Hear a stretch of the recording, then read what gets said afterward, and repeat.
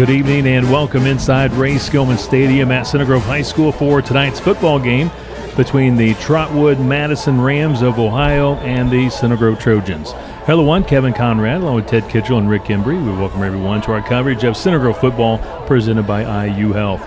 Ted Kitchell, another hot night for football, 86 degrees at the moment, and in town, a new opponent for the Center Grove Trojans, the Rams from Trotwood-Madison. Yeah, it should be an interesting night. I'm sure that Coach Moore and his coaches have been working on making sure everybody's hydrated. Usually by this time of the year, you're getting into where it's, nice 40, 45 degree. Instead, you look at the temperature again, and it's 90. So something very, very important to deal with. But, we have a new opponent. And a team that has won a number of state championships, I think 3 state championships over in the Dayton area. And they've had a lot of great success. They're off to a very slow start this year at 0-4, but they're very dangerous. I think I think when I looked at teams like this when I was a player, these were the most important games because these are the games you have to win. I mean, mentally you have got to go out and prepare yourself and get yourself the first 2 or 3 times that we need the football. You need to really do the things that you've been starting at all week, and you need to put points on the board. That other team is looking for anything that, a fumble, anything that can get them going. So this is when it really pays off to get started in the right direction. So I just feel like it's a very, very important game, even though they are 0-4. They have a great tradition there. They know what they're doing. The coaching staff has a lot of great games, and they've been able to win state championships. So it's dangerous. It's just a dangerous game, and you need to go out there, and it's always the same thing. Do your job. And if you do your job, Center Grove's probably going to come out winner tonight. Yeah, and I think, 3 weeks ago was the last time we were here at Ray Skillman Stadium, and that one got cut short at halftime due to the lightning in the area for multiple hours. So since then, Center Grove has beat the defending Kentucky state champion in Trinity from Louisville, the defending Indiana state champion in Ben Davis, both on the road. So, the things have definitely looked up for Center Grove in the last couple weeks, but you got, like Ted said, another dangerous team across the way there in Trotwood-Madison. And we were here for week 1, a tough loss for Center Grove against Westfield, and you're right, since then 3 straight wins. And let's start with the offense. Gabe McWilliams, the senior quarterback, his first year as a starting quarterback, he's now thrown 1,000 yards. You got to remember that Carroll game was only a half; it wasn't a full game. So, and then he's thrown 9 touchdowns, 2 interceptions, 0 sacks in 4 games, and he's targeted 6 different receivers. And Ted, he is, really developed into a great quarterback. And I talked to Coach Joe Siderwitz, quarterback coach. He said Gabe had an impressive, maybe one of the best practices he's ever seen a quarterback here at CG have this past Wednesday. Well, I think he'll just continue to get bigger and better. I mean, his confidence is growing. He's got an offensive line in front of him. You mentioned he's not really been sacked yet, and he's done a nice job of moving when he needs to around in that pocket. But for most of the part, the offensive line has done an outstanding job, and they just continue to grow confidence-wise and continue to get better and better. And they're very efficient. I mean, they've been running the football. If somebody would have told me 10 years ago that they were going to average 250 yards a game in that offense that they run, I thought, you're crazy. But Eric and Siderwitz and the rest of them have done a good job of kind of mixing the run and the wing backs and the spreading it out. Drake LeClerc is averaging 105 yards per game. That's just unheard of. That's why the Center Grove team has had so much success lately. They just continue to get better and better. And I think he's got so many weapons on that offensive side. If you decide to, we watched the first game against Westfield and he threw 7 times to Brevin Hollibar on the outside. Well, then they took that away from him, and he's got so many other options. You got Baxter and Hollibar on the outside, but Drake McClurg has made a killing in the last 2 weeks against Trinity and Ben Davis from the slot. If you decide that you're going to cover him with a linebacker or a safety, you're going to get beat, and you're going to get beat bad. That's what Trinity did, and Drake set a school record in number of receiving yards in one game. If you decide to slide over a cornerback, then you're going to leave one of those guys on the outside one-on-one, and those guys are going to get beat. So many options, but Gabe has done such a great job of just letting the game come to him, not getting too excited about things, and he's had a tremendous start to his senior year. And defensively, the Center Grove Trojans are getting better week by week. And after the Trinity game, and speaking with Coach Moore, he felt like the defensive players are starting to listen and to trust their coaches. He said a lot of times the defensive players were doubting with their coaches. They're doubting their assignments. They want to do what they think is the right thing to do, maybe ad-lib. But to be effective, Ted, on defense, you've got to do your job, like to your point. And he felt like that Trinity game was the first game in which the defense really did do their jobs, and they were, again, starting to trust their coaches. Yeah, I mean, it's basic things, but these coaches, they don't just show up on, at 5 o'clock on a day and for practice, and then Friday night show up and boy, hope we win. I mean, these guys they're really looking at a lot of film, and they're checking out what this other team wants to do, and they've really improved. I mean, they've had to move some people around and take them from offense to defense, but that's where Eric, I think, has a real strong point. I mean, he's willing to take some of his better athletes off of the offensive side of the football and put them on the defensive side of the football. Well, and I think, sorry, Ted. And I think, to Ted's point, you got 2 starting linebackers that both played offense for the last 3 years. Their senior year, 2 weeks before the season starts, he moves them to defense because he sees that he's got a couple holes over there in T.J. Williams and Jack Browning. You've got that, and then week 1, first quarter of the year, you lose probably your best returning defensive player for the entire season with a knee injury. So it's those guys. They might be juniors or seniors, but they're not experienced, and they weren't experienced in that first game and a half. But I think they've gotten more and more confident, especially the last couple weeks, holding down a couple really high-powered offenses and teams, and they just continue to get better, which is what you want. Tonight, the Center Grove Trojans back here on the home field at Ray Skillman Stadium, taking on Trotwood-Madison from the Dayton, Ohio area. Up next, Center Grove head coach Eric Moore will be joined by Aaron Holt to talk about tonight's matchup. But first, we'll take a timeout. Tonight's game being presented by IU Health. This is Trojan Football.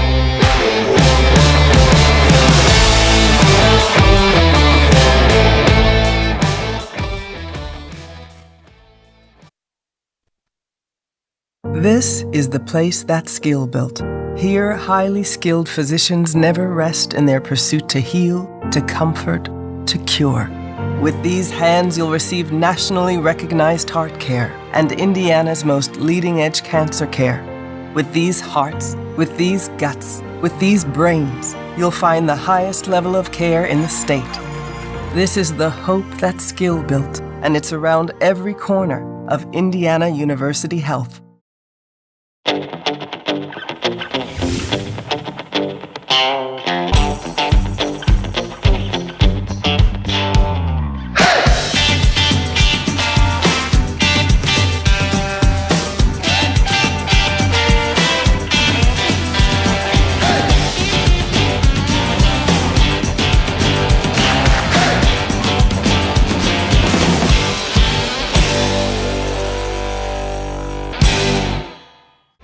Hey Trojan fans, are you ready for some football? Spotlight Strategies is thrilled to be a sponsor of the Center Grove Trojans.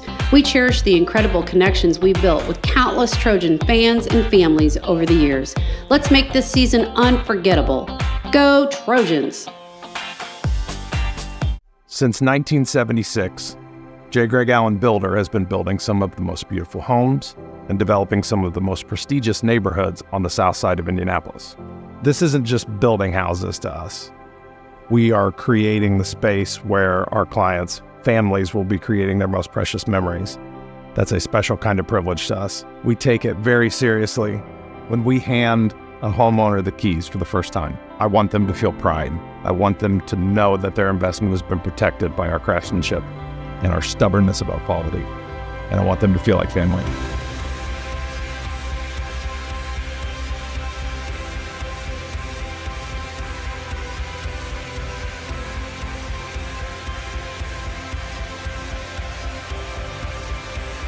We want to raise the bar in custom home building.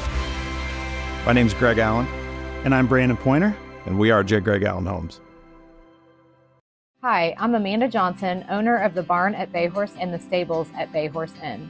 We're proud to support the Center Grove football program and are fortunate to host many sporting banquets, teacher appreciation events, fundraisers, and more. We invite you to the stables at Bayhorse Inn, offering various horse riding lessons and smaller meetings and event spaces. Thank you, Center Grove, for creating beautiful memories and meaningful experiences with us over the last 7 years.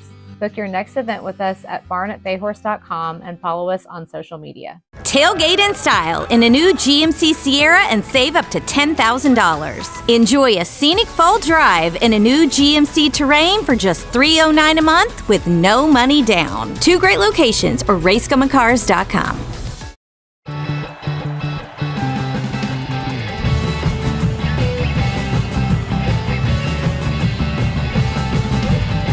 This is the Heidelberger Allstate Insurance Agency pregame show, and I'm standing here in Ray Skillman Stadium alongside Coach Eric Moore. And before we get to tonight's game, Coach, what an exciting week we had last Friday. You get your 250th win here at Center Grove, but more importantly, we get a big victory against the West Side and Ben Davis. Our team's now sitting at 3-1. Give us your thoughts on that game. Well, Ben Davis is pretty much the standard that everybody measures themselves by for 20 or 30 years, and I think now it's become us. Last 10 games, we beat them 9 out of 10 times, so we definitely got their number, and it's been an exciting run for us against them. Half of them been in the playoffs as well, so just really proud of our guys, staying together, focusing, going over there on a road trip in the enemy field, and having a great football game. Again, getting out of the gate fast again, and then playing some really solid defense. I thought we gang tackled. I thought we just tackled period better. We had some turnovers of 3 or 4 interceptions, guys attacking the football. And again, here we are on the offensive side. Gabe McWilliams is awesome again, almost 300 yards and 3 or 4 touchdowns again. Drake McClurkin takes one a long way. We start the game with Brevin Hulabar taking it back 82 yards. What a speedster he is.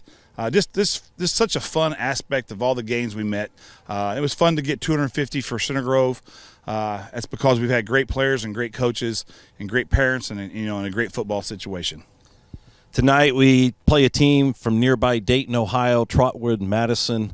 A lot of people don't know a lot about them. However, they're a program that's not in the highest class in Ohio, probably enrollment-wise similar to, I'd say, maybe a Chittard, but they are a very good ball club. They have a handful of state championships behind them in the last few years. Coach has been there a long time, does a great job, and 3 or 4 major D1 prospects from some of the biggest names in college football. Tell us about what we should expect with Trotwood. Yeah, well, they're like a Ben Davis, but more. You see their kids they look older, they look more mature, they look bigger.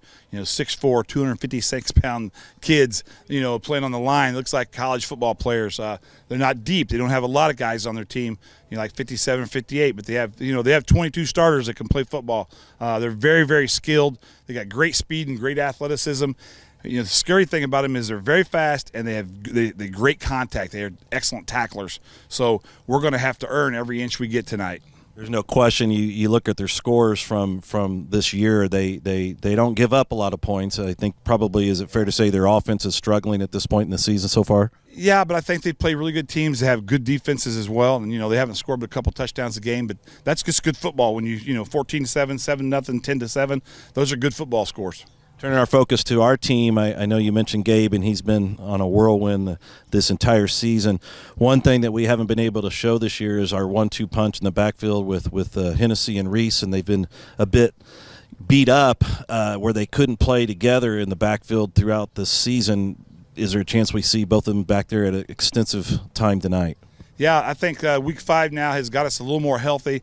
Nolan Reese, hopefully be back full speed tonight. Austin Hennessy's feeling really good. So we have two of our best backs, our Thunder and our Lightning are together for the first time. A couple of our offensive linemen that hadn't played all year have gotten back into the practice mode, and Landon Endicott is senior and Lucas Spittler is senior, so that's fun for them to get back. Just got to get some of these defensive kids back, and I don't know if we can do that or not this year. But next guy up, last night we had a great presentation by Logan Defner about being a leader in the Army and in Afghanistan. They lost a couple guys, and the next guy had to come up. So it was a great fitting for our team. That described us perfectly this year. Somebody's got to step up. Every week someone. Finn Sauer, I never thought we'd even ended up playing the whole game last week at corner and did a great job. So we have talent. We just don't have a lot of experience. Still, after 5 games, we're still sort of inexperienced. Just got to hang in there and get better. So I was going to say the defense deserves a tremendous amount of credit. Starting this season, we had our back against the wall, and we had some additional injuries. Still some guys haven't been able to play, and got to give them a lot of credit these last few weeks. They've gotten a lot of turnovers, and that's a big benefit to us. Look, we are on a roll. You always break your seasons down in 4 games. We finished this first season 3-1. Got to be pretty excited about the lack of experience coming in. We wish you all the well tonight. Let's hope that we have a tremendous crowd. Let's pack Ray Skillman Stadium. Coach, it's good to be back home. We wish you well. Yeah, hey, it's hot, but it's going to get cooler as the night gets on, and they'll be sitting in the sun. You won't. So come out, grab a seat in the beautiful Ray Skillman Stadium, and watch one of Indiana's finest football teams, led by one of the finest quarterbacks in Indiana, Gabe McWilliams, with a young, improving defense. And coaches and players are really working hard this season because, it ain't over yet, man. 5 games through, we're starting to build a little bit of momentum, starting to get excited about ourselves, starting to learn who we really are. So let's go out there tonight. Go Trojans, beat the Rams.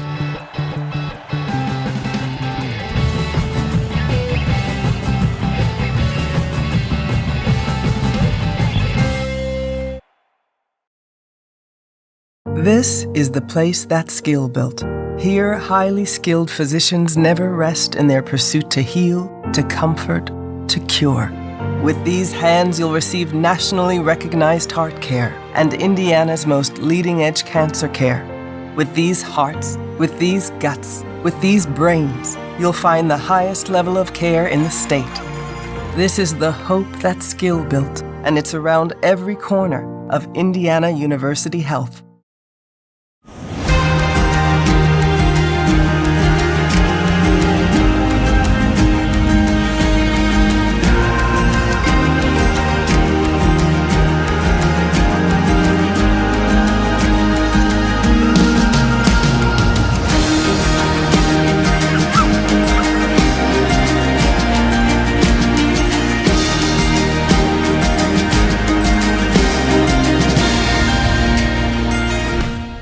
Hi, I'm Amanda Johnson, owner of the Barn at Bayhorse and the Stables at Bayhorse Inn.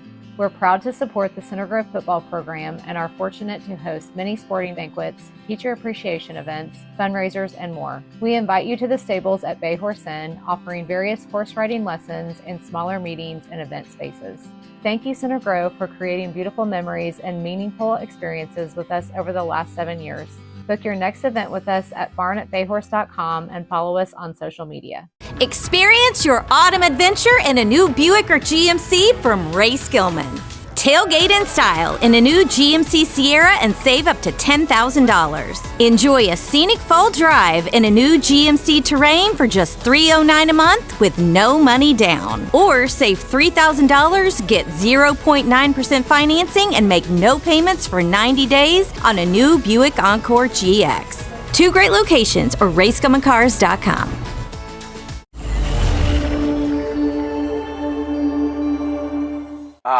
Friday Night Lights. The crowd is here, the lights are on, the hype music is being played.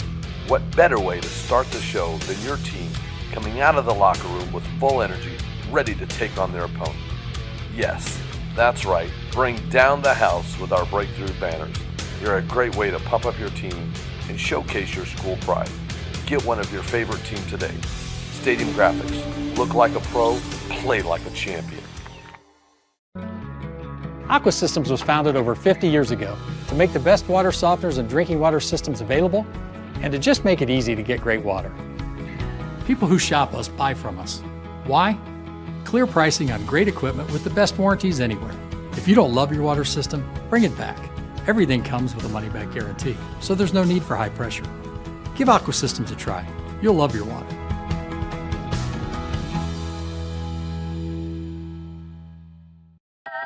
Some people spend all day washing and buffing their ride to shiny perfection by hand. But you've learned the fine art of delegation.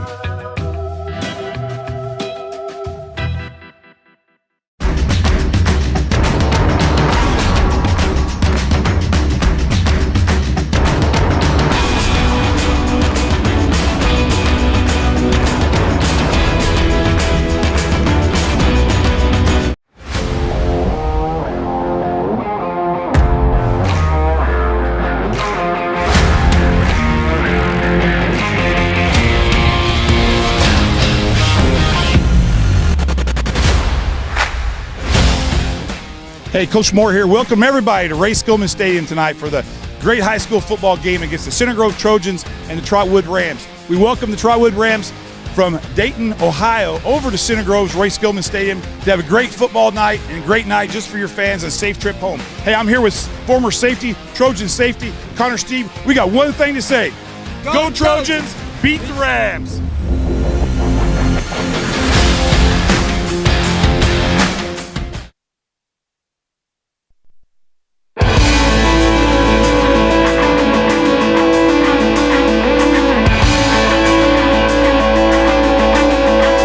Inside Ray Skillman Stadium tonight, the Trojans hosting Trotwood-Madison from the Dayton, Ohio area. 85 degrees as we near kickoff. Just your thoughts about Coach Moore and what he had to say there with Aaron Holt. One thing he talked about is this Trotwood team, physical, they're big, and they know how to tackle. He was really impressed with their tackling.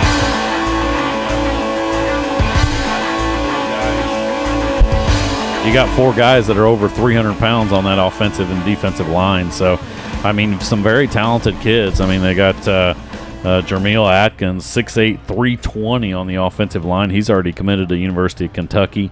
Jamarcus Weiss on the D-line, 6'3", 275. He's down to between Tennessee and Louisville, both top 15 programs in college. So they got a lot of talent, Kevin, and you know, you always worry about, like Ted talks about, letting a team stick around, a team that has a lot of talent, and they break one or two plays, and then they're up, and then they just play with a lot of confidence. It's a team that's 0-4. They're averaging under 10 points, but they're only giving up 15 points a game. So they've had four really close games that they just haven't been able to get on the winning side of things. Yeah, it's a team that's it's dangerous. I feel like it's so important to really get on top of your opponent in a game like this. They don't have really much going for them, so they have nothing to lose. They're 0-4, but yet they're a team that comes from traditions of winning state championships. These young kids that know how to win state championships, so they're dangerous. It's very, very important for Center Grove to really, the first 10, 15 plays that they run, they need to be physical. They need to let Trotwood know that it's going to be a long, hard night for them. They're going to pound that ball, and then they're going to take some shots here and there. But you can bet that Eric Moore has his teams ready. They're especially ready to play in games like this, and that's why they play for state championships. Captains about ready to meet at midfield for Center Grove. Captains Gabe McWilliams, TJ Williams, Dante Robinson, along with Tucker Shornick. Coach Moore's had great success against the state of Ohio. Coach Moore 4-1 against Ohio schools. The one loss coming last year in the season opener against St. Edward, 27-10, but the other wins coming against Dayton Carroll, Cincinnati LaSalle, Cincinnati Moeller, and Harvest Prep. And Coach Moore against out-of-state opponents, 7 wins, 2 losses. 1-0 against Tennessee, and of course against Kentucky. That's Trinity. Center Grove now 2-1 against the Rocks. Coach Moore coming off his 250th win here at Center Grove last Friday night against the Ben Davis Giants. And Coach is too shy now of 300 career wins. If you can get one tonight, Ted, you're talking about career win number 300 possibly next Friday night against Lawrence Central on homecoming night. What a special night that would be. Oh, I mean, you look at numbers like that, and you just can't imagine that they're attainable at all. And for him to have come to this part of Indiana and started building a program, and obviously that's where it really starts, is with the young kids getting involved, building tradition, and kids wanting to play for that tradition.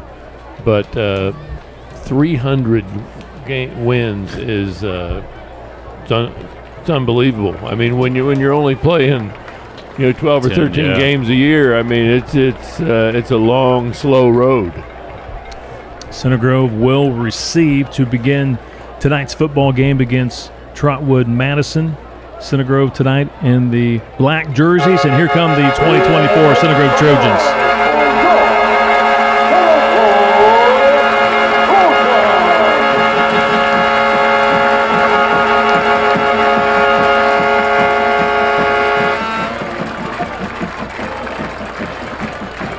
Center Grove band fired up.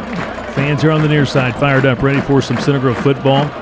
It's been a couple of weeks, guys, since we've called Center Grove football. We had the Week 1 game here against Westfield, only a half a game in Week 2 against Carroll because of the bad weather. It was called at halftime.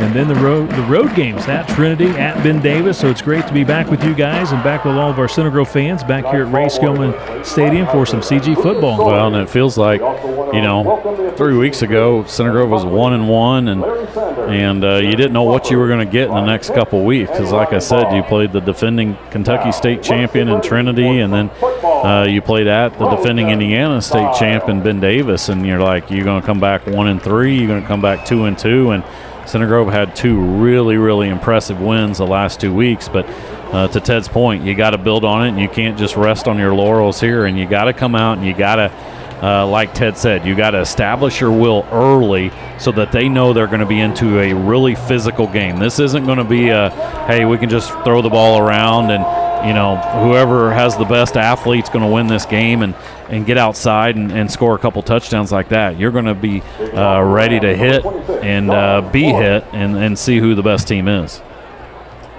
26, John Warren Sr. will kick off for the Rams.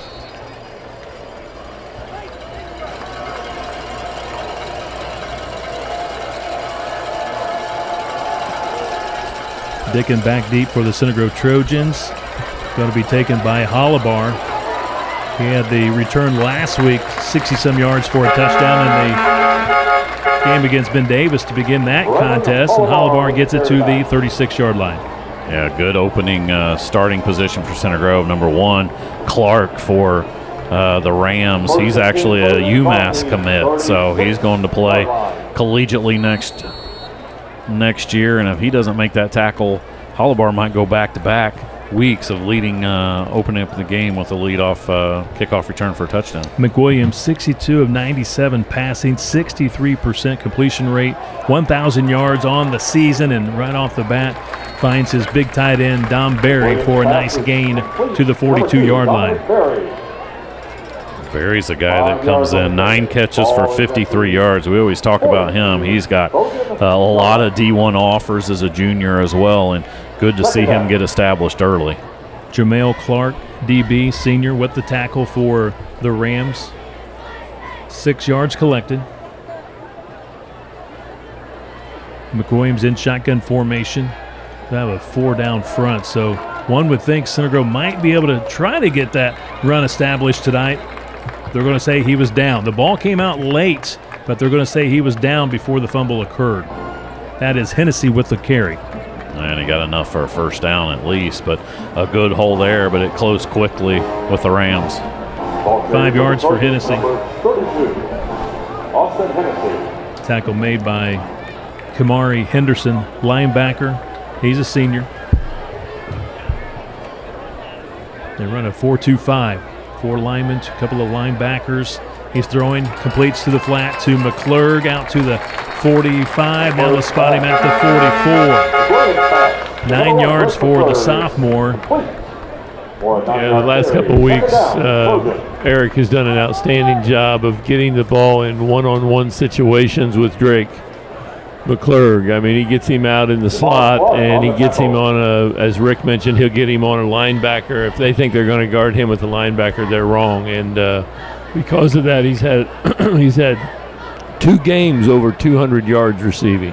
Mekhi Smith makes the tackle for the Rams. Trojans back to the run game. Nolan Reese coming back from a shoulder injury. Said he ran a lot better this week in practice, a lot more confident. He gets it to the 41, 3 yards, first down Trojans. I mean, we saw Reese in week 1 have a really impressive performance, over 100 yards, and then, a little nicked up the last few weeks, but right there he gets a first down. Thing that Center Grove's going to have to make sure they do is take care of the ball. I mean, you already saw it. Hennessy, thankfully, was down before that ball's ripped out. Trotwood-Madison is going to be ripping at the ball, trying to get turnovers. Jamarcus Weiss makes the tackle. He's a 4-star recruit. Rick talked about it. He's narrowed his choices down to Tennessee or the University of Louisville. McClurg gets a carry, and he gets it to the Rams 38, 3 yards for the sophomore. And Drake set the school record against Trinity, 238 yards receiving, breaking Russ Yeast's record of 212 that Russ had his one season with the Trojans against Cathedral. Down right there, a good job by Clark, number 1 for them. We already talked about him on the kickoff. He's the one that kind of strung it out, and then he made McClurg cut it back. Still a good gain on first down. Weiss in on the tackle. That'd be Jameer Weiss along with Henderson. And Holibar gets it to the 26. Move the chains. Number 9. Watch it on the replay from Reese Restoration. McWilliams, the senior quarterback, hooking up with his senior Holibar. Just well designed there. You had one receiver, I think that was Decken, going to the outside, and a lot of cushion there by the DB. 12 yards on the completed pass. Opening drive. Back to the run game, and he's going to be swallowed up. That's Hennessy. That's Jamarcus Weiss, the guy we talked about, 6'3", 275. He's down to Tennessee or Louisville where he's going, and right there he just beat his man inside and tackle for loss for Weiss.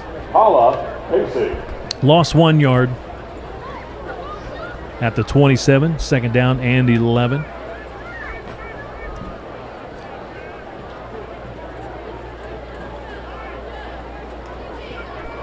McClurg in motion. McWilliams to pass, looking to the end zone, throws a double coverage, knocked away by the Rams. 24 with the defense. Number 24, Smith. Yeah, that was a dangerous pass there, and Holibar, and you can see it here, almost had to play defensive back there to kind of knock it away. The safety did a good job of turning his head, and he's right there for the interception if Holibar doesn't knock that one away. Smith knocks it away. Good defense. 3rd and 11. 8:05 to play. We're in the opening quarter. First drive in tonight's ball game.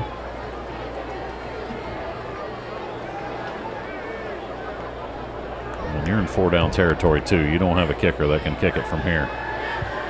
McWilliams across the middle. Dom Barry had it in the hands momentarily. Gets hit hard. Stays down. 4th and 11. Dom still down. Boy, he took a shot. Yeah, and I think he heard the footsteps right there, and he's probably going to hear them all night after he did get hit. But, yeah, he turned his head as he was trying to catch the ball, and that's why that got past his fingertips there. But, man, now 4th and long for Center Grove. Opening quarter tonight being presented by Howard Companies and by IU Health. First half replays presented by Reese Restoration. McWilliams stands tall in the pocket, looks left, and overshoots Baxter. He was looking for Baxter around the 6-yard line, so the Trojans stall and turnover on downs. Yeah, I mean, that's Center Grove does a nice job there. It looks like they're going to move the football right down the field, and all of a sudden Trotwood really makes a stand. I mean, they stopped the run on first down, and Center Grove not able to complete a pass, and They end up getting nothing out of a pretty good start. Well, and you had two pretty good opportunities there on 3rd and 4th down. Open receivers just didn't connect. Dallas Sheehy, quarterback for the Rams. Pass complete, but no yards after catch. Might have lost a half a yard. Dennis with the reception. That also shows you, Ted, what an important thing first down is. Center Grove's marching down the field, getting 4 to 5 or more yards on first down. Right there, you get thrown for a yard loss, and then you're playing behind the chains for the last 3 downs. Soderdahl makes the tackle for the Trojans.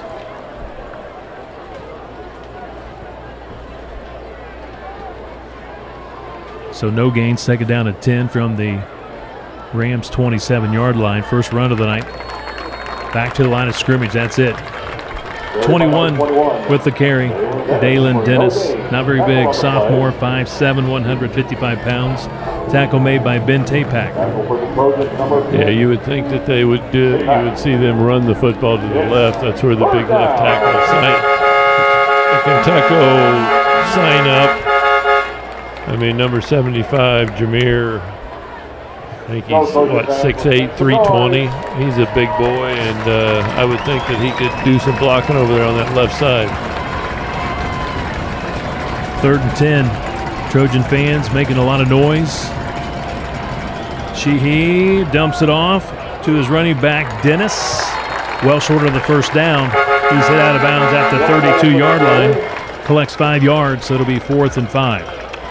This is where you got to be really mentally prepared, because, as I mentioned, this team's 0-4. I mean, like on a punt, even to kick off to start the game. I mean, I'm thinking in my head, okay, make sure that they kick that football. Make sure that they're not making a fake, because they have nothing to lose.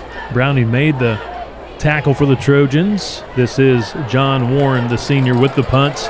Here comes Drake McClurg, and he gets it to midfield. Right to the helmet at the 50. Yeah, great field position there for Center Grove. Good job by Drake coming up and fielding it, get about 13, 14 yards on that return.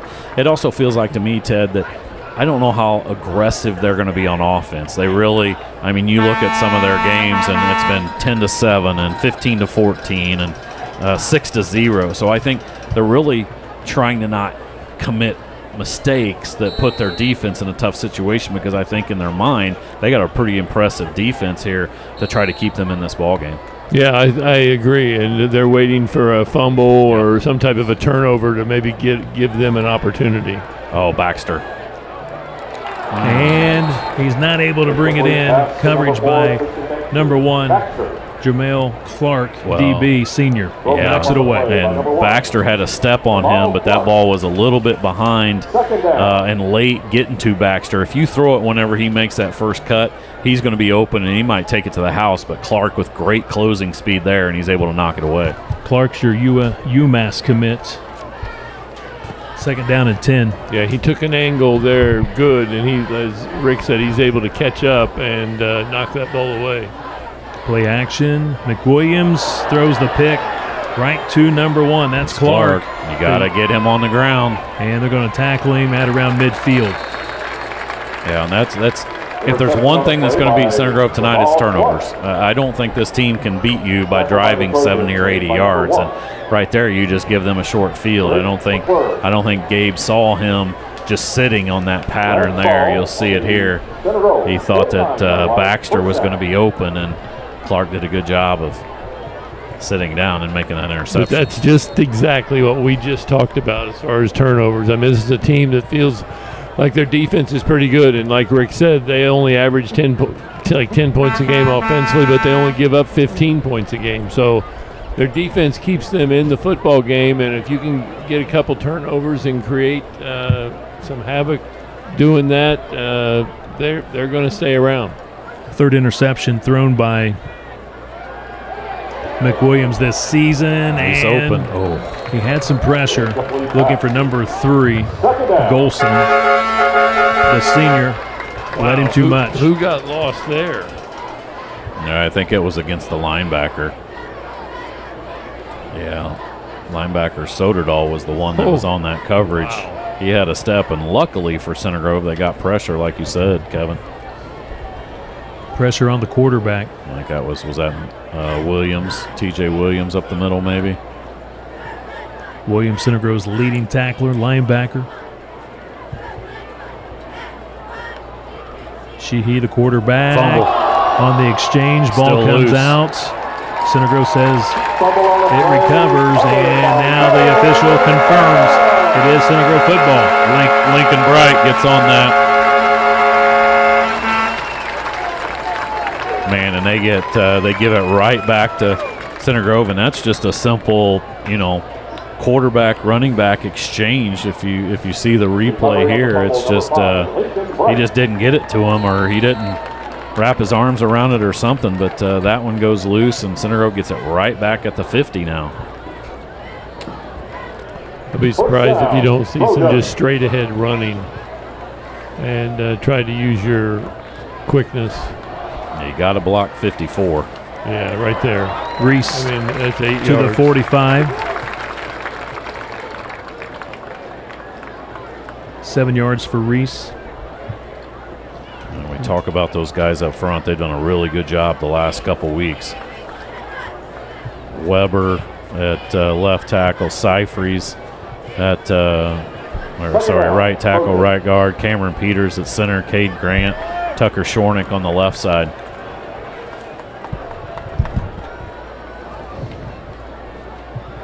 Man in motion, takes the pass from McWilliams. That is McClurg. He's inside the 40 to the 38. First down, Trojans. 7 yards for Drake McClurg. Yeah, that's just like a running play. I mean, he's going to give it to Drake, and he's kind of get him in position where he's got some room to deal with his speed, and he picks up 7 or 8 and gets him a first down, and nice job. But what was impressive about that was the block that Don Barry did out on the edge. I mean, he's a tight end. It wasn't a pancake block or anything like that, but he got just enough of that defensive back in order to give enough space for a first down. Hennessy back in the ball game, runs it to the 35, gets 3 tough yards for the Trojans. Austin Hennessy on the carry for 4 yards. 4 minutes to play in this opening quarter. Aaron Foster. Second down. 54 gets credit for the tackle. The other thing Jamarcus Weish. I don't think you're going to see is Trotwood giving up a lot of big plays. I think those DBs are too good in the backside to just let somebody run right by him. Bring in the linebackers, and McWilliams gets rid of it. Looking for McClurg, leads him too much. I mean, you're going to have to pick on somebody besides Clark. Clark's too good out there. He can cover whoever he's on, and right there, really good coverage on Drake McClurg. I mean, he's step for step with him. Brings up 3rd and 7 here for the Trojans. Center Grove on its opening drive moved the ball and then stalled at the 27. Could not pick up the first down. Second drive, McWilliams throws his 3rd interception of the season. Now facing 3rd and 7. We have a flag, our first flag tonight, thrown at the line of scrimmage. It looks like it might have been a completed pass to Dickin, but I mean, you're going to have either a 3rd and 5, or you're going to back them up and be 4th and 5, or you're going to have 3rd and 17. One would think holding against the Trojans. Here's the call. Holding against CG. Yeah, they're gonna push that football back. They're not gonna let Center Grove have it with 4th down and 4. So it'll be 3rd down. Head coach for the Trotwood-Madison Rams, Jeff Graham. He's been there since 2014, his 11th season. His background: went to Alter High School, which is near Dayton. He was a quarterback in high school. He went to Ohio State, wide receiver, and actually had a pro career. Spent some time with the Chicago Bears, and Jim Harbaugh was his quarterback with the Chicago Bears. Fell down. And McClurg makes the catch. He's trying to get to the end zone, and he's finally wrestled down inside the 5 at the 3-yard line. Well, and you see it, Keith, the DB, number 18, just fell down on that one. And good job by Drake. You'll see it on the replay here on the left side. Watch 18. Boom, he just slipped right there, and a perfectly thrown ball by McWilliams. Drake cuts it back, gets inside the 5-yard line. You got to score touchdowns here, too. You can't settle for field goals. 41 yards to McClurg. Center Grove trying to get that push, and no indication. Now we got it. Touchdown, Center Grove. Is that Reese, I think? Reese scores for the Trojans. Well, good job by Center Grove right there, obviously picking up the fumble and giving their offense great field position. But I thought the most impressive thing is Eric is not showing it. You know, in the past, somebody throws an interception and then he started to run it, just run. I mean, he still has an open playbook. I mean, they started off with a couple runs right there, but then they put the ball in the air again like they have been doing all year. Dallas Corn Probes connects on the PAT kick. It's now a 7-0 ball game. The Center Grove Trojans strike first here against the Rams. Yeah, 2:57 to play, first quarter. Big conversion there. 3rd and 17. You're behind the chains after that holding call, and McClure gets out on the edge, and like I said, DB Keith Jr. just fell down, and Drake catches that, gets it inside the 5-yard line, and I love Ted and I talk about it all the time. Run the ball straight between the guard to guard. That's where Center Grove has had a lot of success over the last couple years. It's not trying to beat somebody to the outside. It's between those tackles, and right there, Reese just goes straight ahead, and Center Grove strikes first. Yeah, and Trotwood's a team more like a Ben Davis or a Warren Central. They've got great speed, great athletes, so that's when you really need to pound between the tackles. And I think Center Grove, you know, they started doing that, and they would pick up 6-7 yards every time. And all of a sudden, you put the defense in a position where it's 2nd down and 2. You do that too many times, you're going to end up paying for it, and Trotwood did. So for each Center Grove touchdown tonight, Hobby Injury Law will be donating $10 to the Center Grove High School Athletic Department, and also Eric Kwiatkowski of State Farm Insurance Agency donating $5 to the CG Education Foundation for each field goal and PAT kick that Center Grove converts tonight.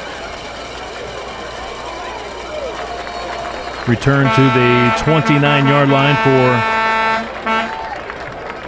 the Rams. Yeah, that was Clark again. He can do it all on both sides. Good 13 yards on the return. Yep. On the tackle, number 33, Cooper Ayo. So the Center Grove defense, 4 interceptions, 7 sacks, and now a couple of fumble recoveries on the season, 1 tonight. Yeah, that was Lincoln Bright that got the first fumble recovery for Center Grove to give them the opportunity to drive down the field on a short field. Sheehy in the gun, a couple of running backs in the backfield to the 31-yard line, couple of yards for the Rams.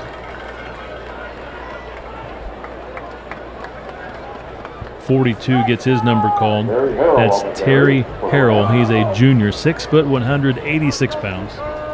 Like I said, it gets a couple of yards.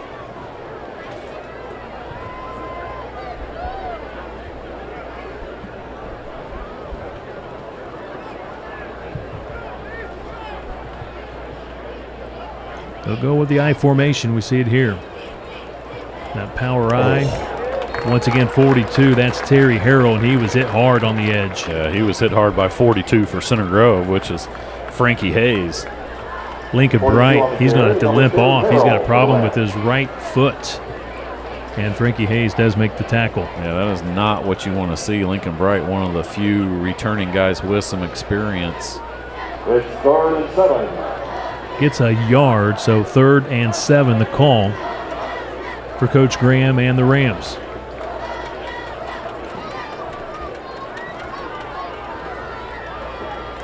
Sheehy under pressure, completes the pass, tripped up at the 40. It will be enough for a first down, 8 yards on the play. Well, and right there, they just took their wide receiver on the left side and just sent him straight down the middle, hoping to occupy the defensive back for Center Grove, and it left the running back able to just sneak out of the backfield, and he was uncovered. And Pretty well-designed play there, and they pick up a first down. Mekhi Smith with the reception picks up the first down. He's a senior. Whistles. We got a flag here on the near side. This one going against the Rams. Illegal motion.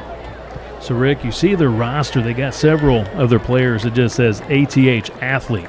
Is that what it was with Kitchell played back in the day? Just athlete. Did it say athlete or just say big guy? Big guy next to Ted, anyway. Yeah, Ted could do it all. Punt, kick, tight end, DN, running back, quarterback. What else did you do, Ted? Never came off the field my last year. Offensive tight end, defensive tackle. Did some punting. Snapped extra points and punted. Football at the 35. False start against the Rams. Delayed handoff. Centergrove doing a great job. Not fooled. Williams with the tackle. That's really just, plays like that are just, that's what you got to have. You see it in the pros. They're so good at one-on-one tackling. But that's just a great play right there. If he's able to get outside, he's probably going to gain some yardage, and you take him down, and he ends up losing 5. Also, Soderdahl in on the stop as well for the Center Grove Trojans. Football at the 34. Low snap. Kind of throws off the timing, and he's high with it and almost picked off. Was that Pio behind the play that almost got the INT? Yeah, you had Tapek on the coverage, and you're right, he overthrew him. And Cooper Pio almost there, number 33 for the interception.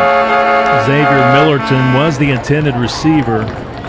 Well, and you can kind of see the Center Grove strategy a little bit on defense. They want to pressure him. They don't want to give him time to sit back there and look for guys deep down the field. 3rd and 16. You just watch screen pass, something short here. Oh, they're going to run it. There's a flag. Good tackle. Tackle made here on the edge. Was that? Oh, I hope he's okay. Williams? No, I think it was 2014. It was Tapek. Tapek with the tackle, and he comes up kind of holding that right hand. Flag at the 34. It is holding against the Rams. You decline that and make them punt 4th and 9. And there's Tapek's also now down too. Yeah, Tapek's down, and I think the running back also down for Trotwood-Madison. I believe that was 24 again. Was that Mekhi Smith? Yes, with the carries. I believe he's down as well. Well, I think it was both guys just went low.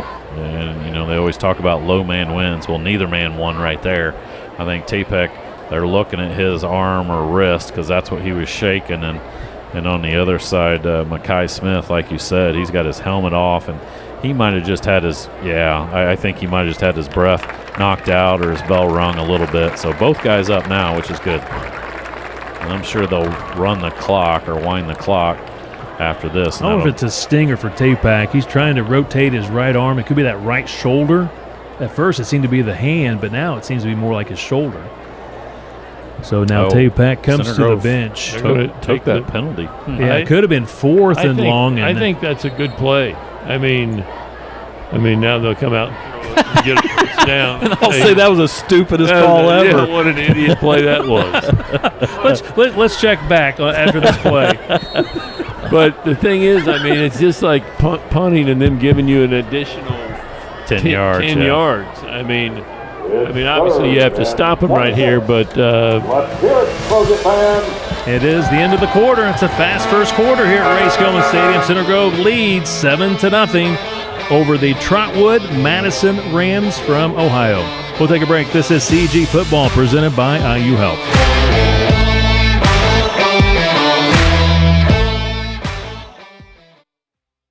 This is the place that's skill built. Here, highly skilled physicians never rest in their pursuit to heal, to comfort, to cure. With these hands, you'll receive nationally recognized heart care and Indiana's most leading-edge cancer care.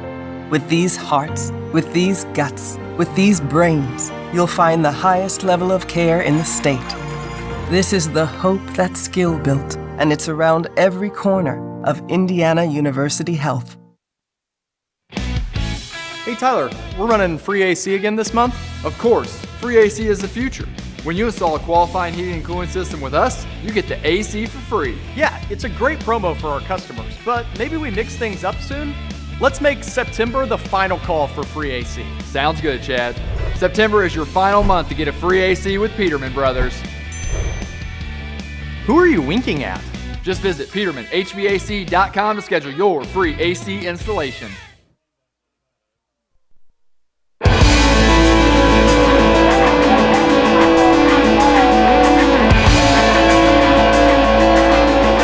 Center Grove leads 7-0. We're ready for quarter number 2.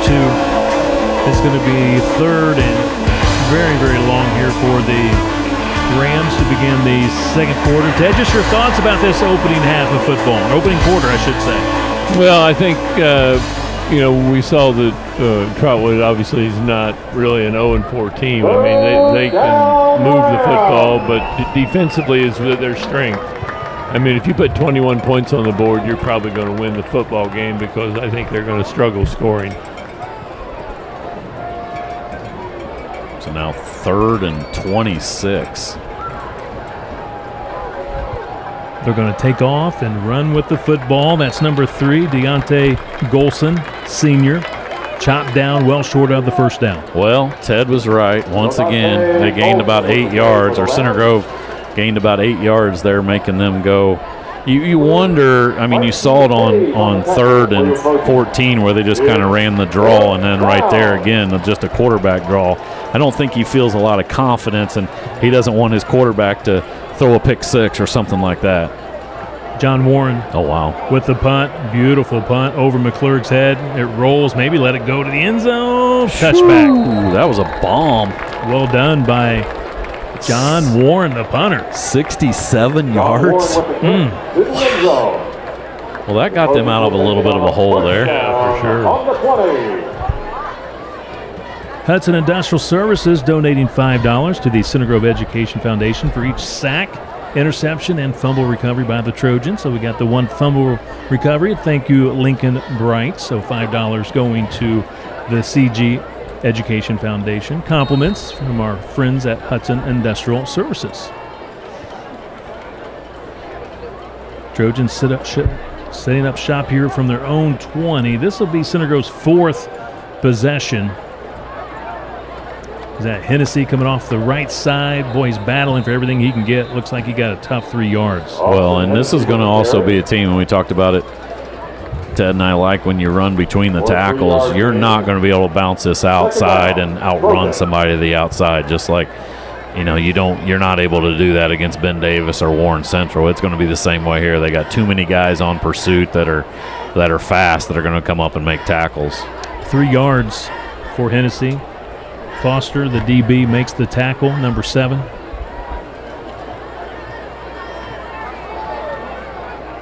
Just underway here in this second quarter.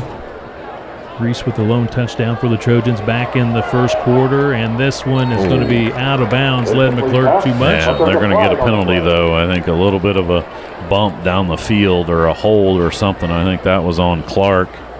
Number 1, Clark. As McClurg tried to come out of his break, you see it a little bit here. He got a little bit of a jersey, preventing him from getting down the field even more. And they're going to call a hold, yep. That'll get Center Grove out of the hole a little bit.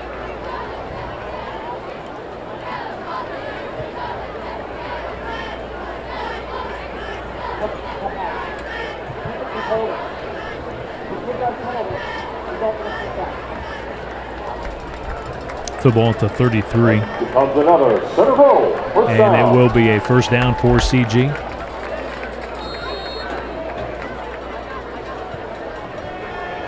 Out of the backfield, McClurg, no yards after catch. Immediately wrapped up and dropped by Karan Foster. Word is complete. Maybe a yard, that's it. Yeah, as Rick mentioned, their DBs are really good. I mean, closing speed really good. Their closing speed's really good, and their coverage is very, very good, right? I mean, the windows are very tight as far as what our quarterback has to fit that football in. Coach said in the pregame show, really good tacklers. Running the ball up the middle, just couldn't get away. Somebody got his 27 maybe. Ankle top, kind of a, 27, got him. That's Terrence Harrell, the linebacker. He's their leading linebacker.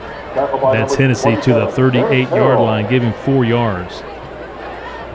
3rd down and 5 to go, Trojans. I would say 3rd and 6 here for the Trojans.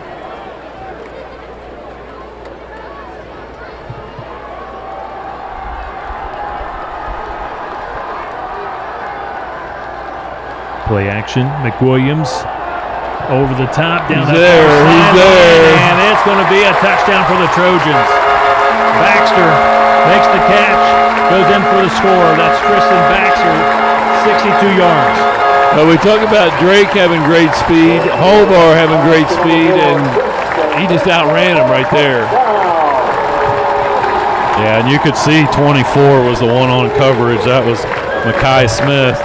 He turned, and when he turned, the ball was already 3 yards over his head. So a great job by Baxter, and just one more of those weapons. You can't put Clark on 4 different guys on Center Grove wide receivers. That's going to be a halfway to the goal. Is he going to go for 2 or just go ahead and kick?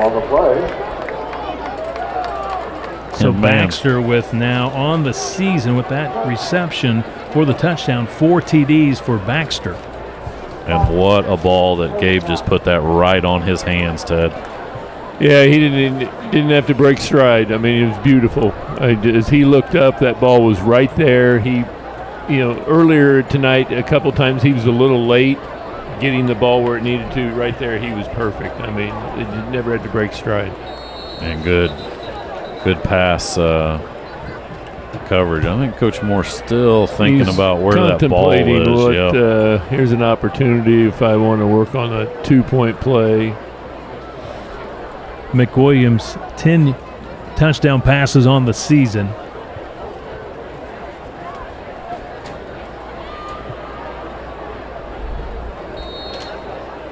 Baxter goes over 300 yards on the season receiving as well. Movement again by the Rams.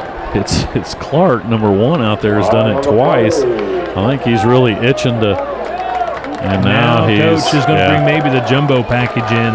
Going to go for 2. So you go from the 3 to the 1.5, the 1.5 to the 3/4 yard line. You know what I do with a 6'6" quarterback, but they're going to go jumbo package and see. Well, not full jumbo package. Don't see a couple of those defensive guys coming in there in the backfield. No, don't see the jumbo in there. It's going to be McClurg, and he does make it into the end zone.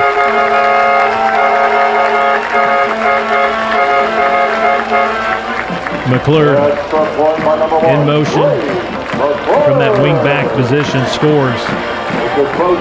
15-zip Trojans.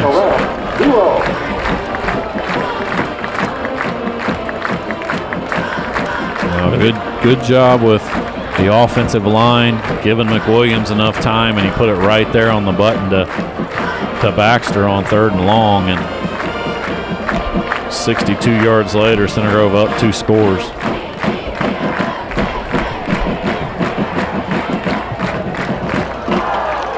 Howard Companies, proud to support Center Grove Trojan football. Howard Companies, formerly Harding Group, has served the Midwest since 1960 as a leader in asphalt paving and maintenance. Pavement Magazine consistently ranks Howard Companies in the nation's top 10. Appreciate their sponsorship once again for CG football. In a couple of weeks, Rick and I will be down at the Bantam Fields. Howard Companies, our presenting sponsor for the Center Grove Bantam Football League Championship Saturday. I think it's a week from this coming. 2 weeks from tomorrow. Are we at the Bantam Fields or are we here? Yes, Bantam Fields. Going back to the grass. Nice. Bantam Fields. Just don't put me up in one of those you're going cherry up. pickers. Yes, you're going up. Man, I'm not afraid of heights. That time we went up there and the wind was blowing about 30 miles an hour. That wasn't fun, Kevin, I'll be honest. We'll do it again in about 2 weeks. Super. And a great return. Finally, the Trojans make the tackle. That looks like Jamel Clark, the senior, with a great return, 35 yards. I'm sure that's something that worries Coach Moore as well, is both of those last 2 kicks haven't really been the pooch variety. He kicked it a little bit deep, and right there, Other than a shoestring tackle by Tapek, First down on their own 40-yard line. Mackay Smith, I believe that was, might have taken it to the house. It was Clark. Okay. Good to see Tapek back in there after going to the sideline for a bit with what appeared to be maybe a shoulder, maybe a stinger. So the Center Grove Trojans lead at 15-0. And Coach kind of told us, and talking to the coaches up here for CG, this team doesn't really run or pass that much. It's pretty much a run attack. But what's been interesting, and Ted brought it up the first time they ran the ball, is they haven't run to the left side. That's where your big stud, 75 Atkins is, 6'8", 320 going to Kentucky. They've mostly run it to the right side, which is a bit odd. Harrell, that's Terry Harrell, collects 3 yards. 2nd down and 7. You're right. He's right here on the left side. Well, there you go. Right on side. cue. He just buried somebody. He got a nice pancake on the edge, and he's celebrating the pancake. You can see him, number 75. And you're right. That's James Soderdahl got the worst of that. Soderdahl's like Atkins, yes. Kentucky commit, 6'8", 320 pounds. Their coach says he's more like 310. I don't know if that's going to make a big difference. Yeah, it's like taking a glass of water out of the ocean. But he had a nice pancake on that run. It's 3rd down and 3, and he's short by about 1.5 yards. They went right back to Terry Harrell with the run. And good to see Lincoln Bright back in there. He's the one that went low there and made the tackle. So now decision time for Trotwood. And here comes their punter in. But to Ted's point, you better be really careful here. Number 1, don't jump offside. Number 2, look out for the fake. Frankie Hayes makes the tackle, and you're right. It's about 4th, and now they're going to call it 2 yards. And again, last punt went 67 yards. Just got to be alert. John Warren punting here for the Rams. McClurg back deep. He still blocked it. It is on the ground, the turf, and the Center Grove Trojans get the block, and they recover out to 25. Looked like 94 to me. Is that Crump? He was untouched. Yeah. 94, Dane Crump blocks the punt. Well, the one guy for Center Grove flew by because he faked at him, and then Crump kept coming. On the 25-yard line. Wow, big special teams play there by Center Grove. Unblocked on the outside. 2 guys were unblocked. He faked out the one guy, but then Crump was there. I mean, this is where Eric really likes to hit you hard quick. Yeah, I'm looking for Hollibar on the outside here against 24. McWilliams goes underneath, completes the pass. Takes a huge hit. What a hit by 2. That is Darius Dennis on number 11, Brady Dickens. And Dickens to his feet. He appears to be okay. He's walking to the sideline slowly, but 11 make that 8 yards. Well, and most importantly, he didn't. I guess most importantly, he's not hurt. But second most importantly, he didn't fumble the ball. Took the hit, get back up, said, "I got my 8 yards. Good to hit." At the 17-yard line. Handoff, went right, now tries to cut it back left. Fumble. Ball comes out. Gotta hold on to that ball. Rams say they have it. And it will be Trotwood-Madison football. 2nd fumble tonight for the Center Grove Trojans. Was that Hennessy that fumbled? And 44 caused the fumble or recovered? So Elijah Appleberry recovers the fumble. Man, and a big opportunity there for Center Grove to break this one completely wide open. I mean, he almost reaches forward to hand the ball. That would almost be a forward pass if you reach forward to give the ball to your back. Yeah, but he had the ball. He cut back a little bit and then trying to get that extra yard, and they ripped it out. Like I said, they're going to be ripping at the ball, and 2 fumbles for Center Grove. Player runs on late here for Trotwood-Madison. 3 on the play clock. High formation. Sticking with the run game again. Just not too much of a passing attack. They're called the running Rams for a reason. They don't run as much as they used to, but they still do run up quite a bit. 1 yard, Pio makes the tackle. It's second down. That was Terry Harrell with the 1 yard gain. Well, it's probably also another reason why they're not getting beat by 4 or 5 touchdowns when you run the ball and keep that clock running. We've seen plenty of teams come in here and decide they're going to throw the ball 50 times, and they walk out of here losing by 40. Second down and 9. Sheehy, the quarterback, shotgun. Holding. There's a flag. Pass is complete.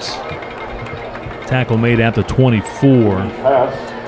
About 3 yards shy of the first down. Will Coach Moore push him back? I would assume so, yeah. It's only going to be third down, so yeah, they'll push him back.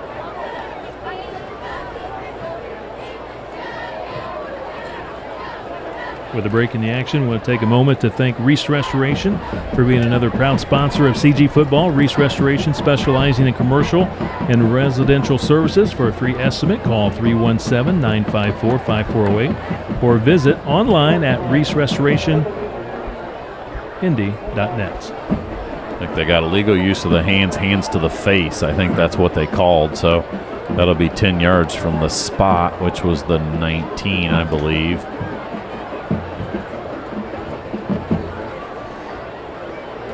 Takes them inside the 10-yard line. Danger territory for the Rams. Second down on the Rams 9-yard line. So now, yeah, it's inside the 10 all the way back to the 9-yard line with that penalty.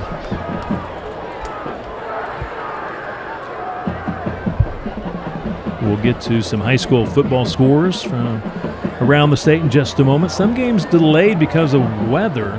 Don't want to hear that. We had this situation, a couple of weeks ago, last home game when Center Grove played a half and had the second half canceled, but it was enough to be an official game. Pass complete to number 9, Xavier Millerton, 14 yards. Tackle made by Vinny Hayes. Vinny's having a heck of a ball game tonight. Pretty good gain on second down, though. They make it third and manageable. 3rd and 4, throwing and almost picked off. Williams was right there, and he would have taken that to the house. He's a tight end, right? Converted linebacker. He knows how to catch that football. He's got 1 INT this year. Well, I mean, some people would say that's why he's playing defense now, Kevin. I would never say that to his dad, Sean, or mom, Jenny, but in case he ever wants to go back there and play tight end, Coach Moore is going to show him that footage. Good stop, though, on 3rd down for Center Grove. Another punt. Warren punting.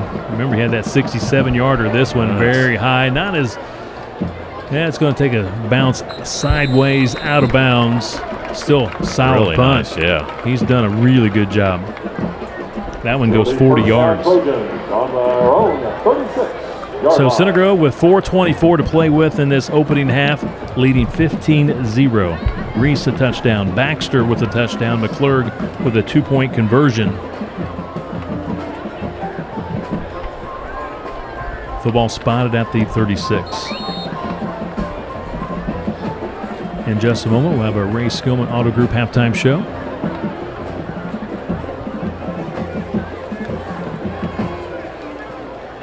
McWilliams fakes the handoff, completes. Baxter. To hang on to the ball because they're going to be ripping at it.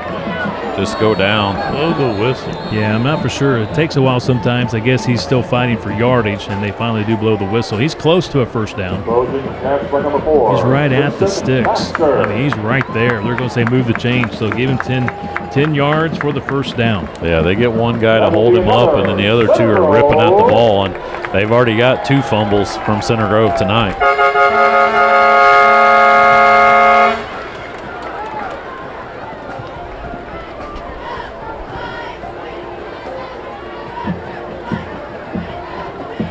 McWilliams. Oh, he's there. Clean That's Dickin. pocket. Dickin cannot bring it in. He was able to get the left hand on it, but couldn't quite get the other hand on it. Yeah, it looks like we're having some pop-up rain here and there. Maybe a few storms. Kevin, we talked about this afternoon. Looks like we're good until about 8:45. Not liking that. We do not need any more microbursts. No, we haven't talked about it. We got a brand new field goal post tonight. Yeah, and the south end zone. They moved the bleachers to the right and left of it, hoping to not have a repeat performance. 2nd down and 10. McWilliams throwing, completing to Holibar, and he's going to be out of bounds. Just shy of the 40 at the 41-yard line. 1st down Trojans, 13 yards for Holibar. Just a great pattern here. You see it, Ted. Just he's got plenty of cushion against him. Goes about right at the 10-yard mark. McWilliams hits him in stride, and that's an easy 1st down for Center Grove. New set of downs for the Trojans. 3.5 minutes left to play, 1st half. A couple of scores for CG, trying to find that end zone for a 3rd time here in the 1st half. Not much there on that run. Maybe some loss of yardage for Reese. Well, not much there because 54 was there. It's not a guy I want to run at. Or if I do run at him, I better have 2 guys trying to block him. So Jamarcus White, she's 54 on defense. And they said, actually, he's supposed to be 99. He does sometimes switch. He'll go 54 on offense, 99 on defense. But tonight, he's sticking with 54. They said he's a defensive lineman, offensive lineman, and don't be surprised if he goes out for a pass. Whoa. Play action, 2nd and 11. McWilliams taking the shot, looking for Holibar. Couldn't bring it in. It was a little high and off the hands, double coverage. 3rd and 11. They got a guy down as well. Might be number 8, maybe. At around midfield, if that's either 6 or now 6 is Sheehy, the quarterback, so it could be 8. Tyler Carpenter. We'll try to get a number here in just a moment. With a break in the action, let's check our Dan Gandolf Financial Services scoreboard. Again, some games I'm being told delayed because of weather. 15-0 here at Ray Skillman Stadium. Brownsburg, Fishers, delayed start.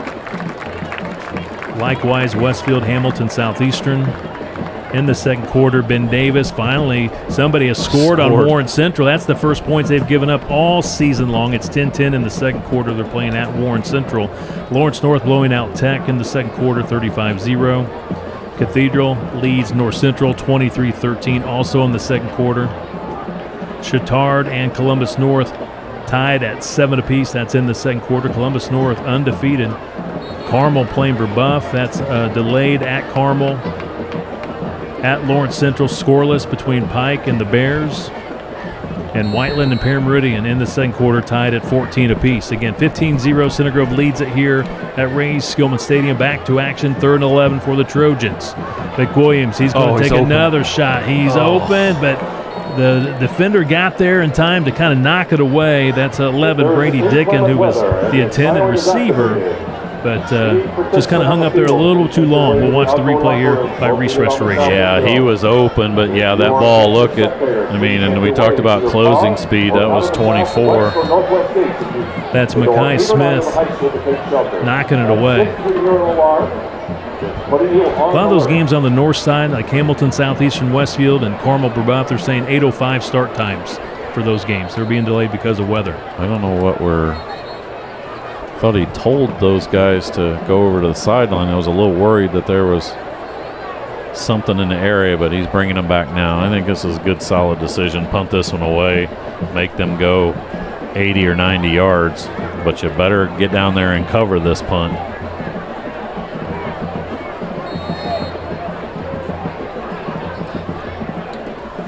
Clark's back there with maybe 18.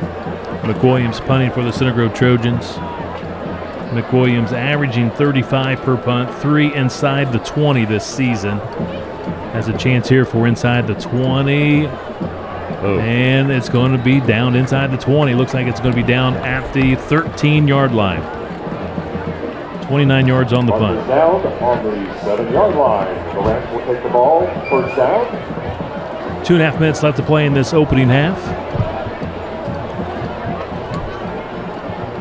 Lightning delay between Columbus North and Chittard. That's in the 2nd quarter. So all of a sudden some pop-up storms here and there. Let's just keep those to the north side.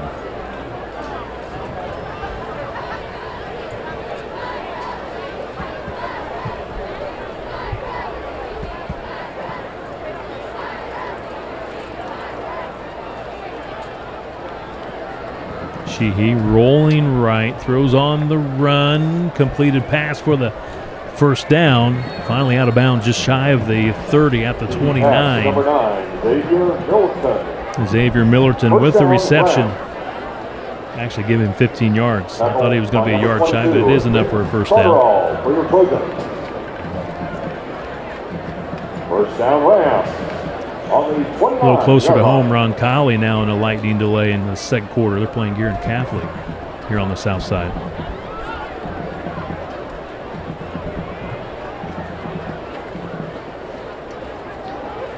Now the backfield. Ooh, wow, big hit. That's Williams. 19 makes the catch. Of course, there's no 19 on my roster tonight, but he did make the catch for a couple of yards. Football at the 31, and we got a minute 40 to play in the first half. Pass complete at the 46, and down at around the 49. Once again, is that number 19 with the reception? Number 13. That's 13. Maybe it was 13 last time. That's Caden Cochran, 6'2 junior, 17 yards. Sheehy rolls right, throws right, incomplete pass, looking for Millerton. Stops the clock with a minute 21 in the first half. Well, this is, I think, where they're probably most dangerous is when they get you kind of 3 or 4 wide receivers and that quarterback can run around a little bit. He's pretty good on his feet. He's got the option to run the ball, and as well as, especially if your defensive line doesn't get to him, you got to make sure you don't let anybody behind you here.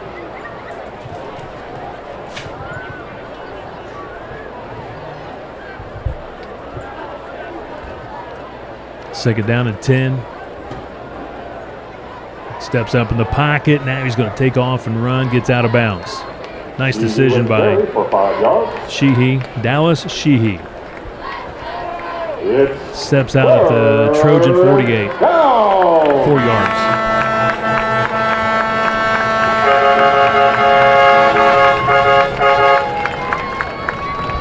Third and 6 for the Rams. 1:16 on the clock.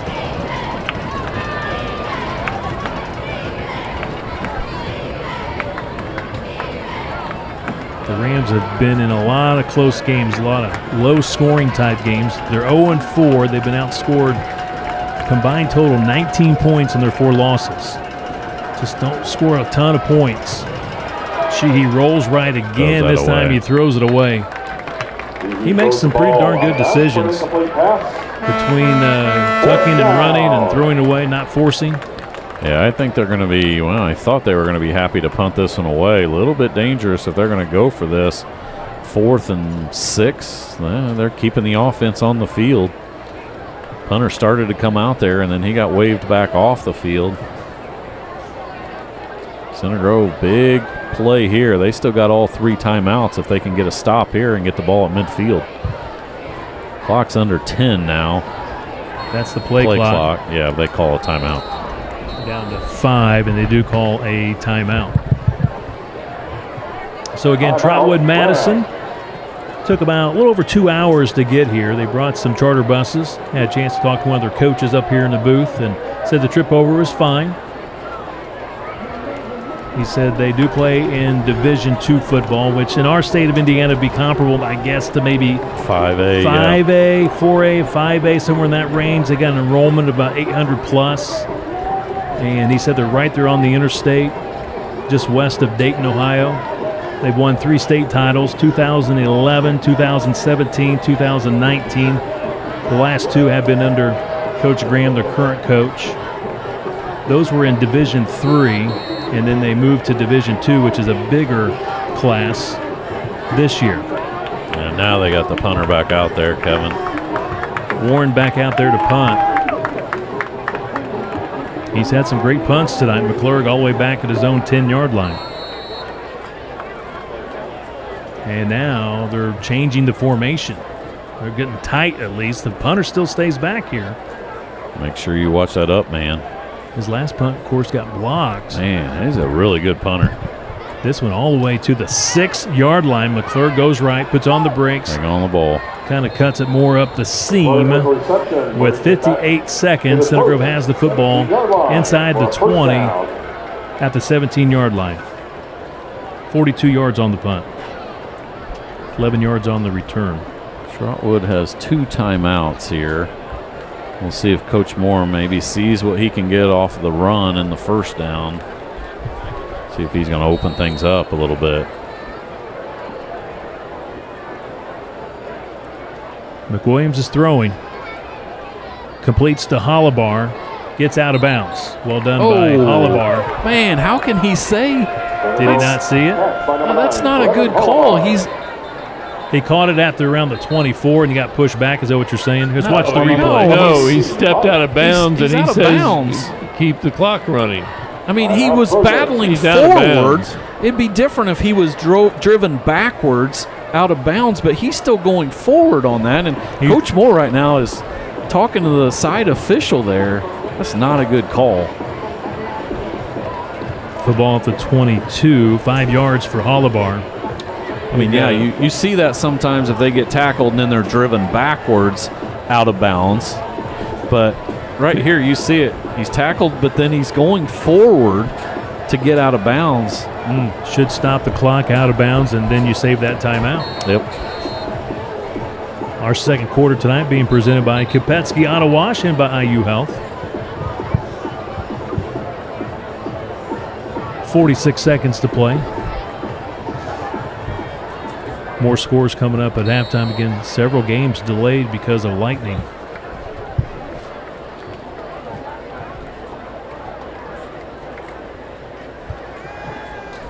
Throwing to Hollibar. Good catch.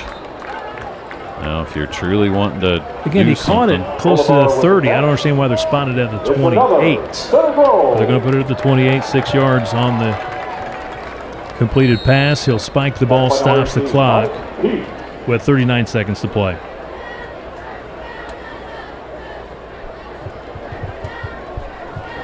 Remember, Center Grove has only kicked one field goal this year, Kevin, and it was a 25-yarder.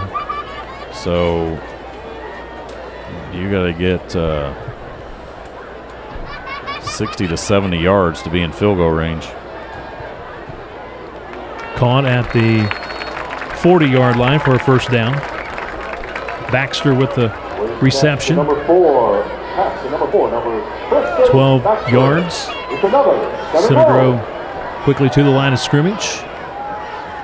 McWilliams throwing to Hollibar out here in the flat. He came back to it. Good job. I do not like that pass because that's a pick six waiting to happen right there. 18 slipped a little bit, or he'd have been right there. But Hollibar came back to it. That helped in that situation, but you're right. That's a dangerous pass. The last thing you want to do is give them any kind of momentum going into halftime here, especially in the fact that they get the ball to start the second half. Second down and 6. Timeout called by Coach Moore. Stops the clock. Ben Davis, Warren Central now in a delay. Tied at 10 apiece in quarter number 2. Well, you're going to see the out and up here at some point in time. I don't know. You need to find, as Rick mentioned, you need to find number 1 and know where he is on the field because he's outstanding and he's really, really good as far as his coverage. Yeah. Rain is coming. The question is, how much of this game can we get through and what kind of rain is coming? Found out 2 weeks ago when we had the Carroll game here that if you get through the first half, it's considered an official game if you get to halftime. We're 2:34 from being at halftime, or 23 seconds, 23 seconds. McWilliams, the middle of the field. Did he hold on? Did he pick it off? He picked it off. What a catch. Interception by number 2, Darius Dennis. Almost like a punt, if you will. Second INT tonight by the Trojans. So Center Grove 3 turnovers in this first half. 2 interceptions and a fumble. On the Rams, 16-yard It'll be at the 16-yard line here for the Rams. I would be shocked if they do anything besides. Yeah, I mean, they do have 2 timeouts, but Should have your safeties back deeper than normal. He will take a knee, and that should be our final play of the first half. And they're headed to the locker room. Our score here at Ray Skillman Stadium, 15-0. Center Grove leads Trotwood-Madison from Ohio. Center Grove trying to make it 4 straight wins. Our Ray Skillman Auto Group halftime show is up next. This is CG Football, presented tonight by IU Health.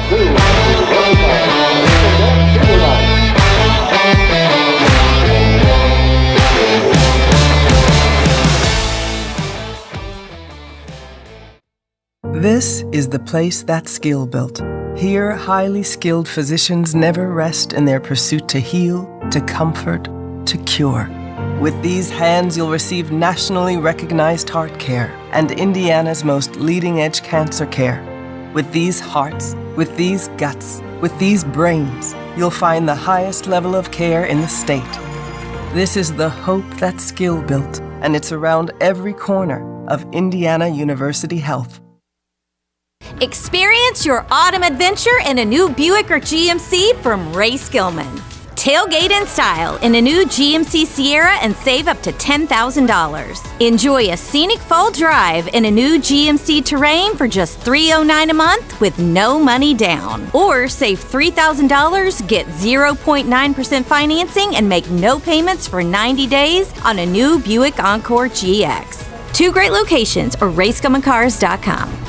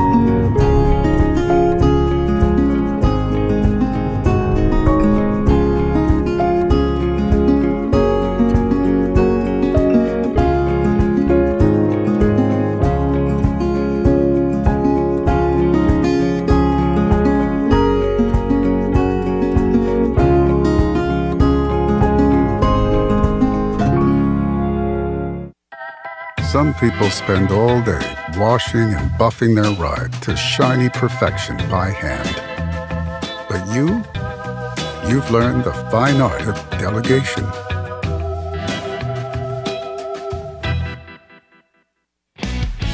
Hey Tyler, we're running free AC again this month? Of course, free AC is the future. When you install a qualifying heating and cooling system with us, you get the AC for free. Yeah, it's a great promo for our customers, but maybe we mix things up soon? Let's make September the final call for free AC. Sounds good, Chad. September is your final month to get a free AC with Peterman Brothers. Who are you winking at? Just visit PetermanHVAC.com to schedule your free AC installation. It may be intense, it may be emotional, but it's only a game. The Indiana High School Athletic Association reminds you of these sportsmanship tips. When an official makes a call, accept it. When a member of the opposing team makes a great play, applaud it. When an opponent extends a hand after the game, shake it. Play it cool, practice sportsmanship. Go Trojans. Go Trojans. Go Trojans. Go Trojans. Go Trojans.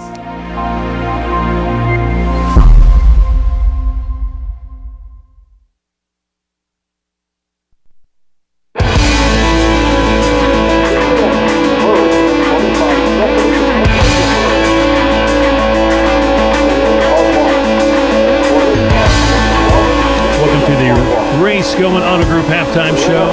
Getting more and more updates of lightning delays. With now a lightning delay at Beach Grove, Roncalli, which is really close, obviously, to Center Grove. I'm getting word maybe 8:45 is when we might experience some ringing and lightning here at Ray Skillman Stadium. But we're at halftime. Center Grove leads Trotwood-Madison 15-0. Rick Embry joins me here on the halftime show. And Rick, just your thoughts about the first half. Center Grove, a couple of interceptions, a fumble, so 3 turnovers. That won't set well with Coach Moore and his coaching staff. No, it really feels like, I mean, you look up at the board and you expect Center Grove should be up 28-0, something like that. I mean, Trotwood has given them a couple opportunities there with short fields, especially the one on the 20-yard line, and Center Grove just frittered that one away by fumbling it back to them. So, like Ted and I talked about, it doesn't feel like Trotwood's a team that's going to be able to mount an 80-yard drive. So, number one, you got to take care of the ball to not give them the short field. And number two, you just got to be good, sure tacklers and not let them behind you. So 15-0, a couple decent drives by Center Grove. Obviously, defense has played well so far. Yes, the defense has played well for Center Grove. I don't really feel like the Rams have really threatened here in the first half offensively. I mean, even when they got the ball back at the 50-yard line after Center Grove fumbled it back to them at the 50-yard line, they didn't really do anything with it. They didn't go for it on 4th down. So it really feels like they want to just try to keep this game close and then hope something happens that gives them an opportunity to pull out this victory. But Center Grove's going to have to come out after halftime as long as we can keep playing after halftime and keep doing a good job on defense and hopefully put a few more scores on the board. Tonight is senior night for the Center Grove High School Marching Band and also for the Center Grove Dance Squad. So we'll pause and now take a listen to the Center Grove High School Marching Band as they perform here at halftime at Ray Skillman Stadium. We would like to dedicate this show to them. Thank you, seniors and all band members, for your continued support to enrich the culture at Center Grove High School. Sit back and respectfully support one another. Center Grove's quality programs and direction of our drum majors, Sophia Smith, Bree Myers, and Josetta Healy.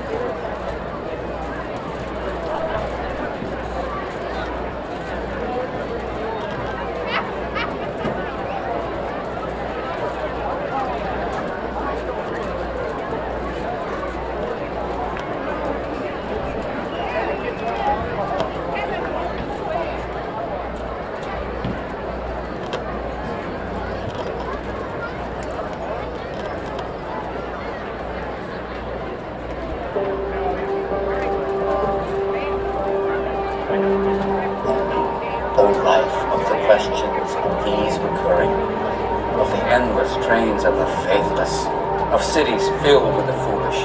What good amid these or life?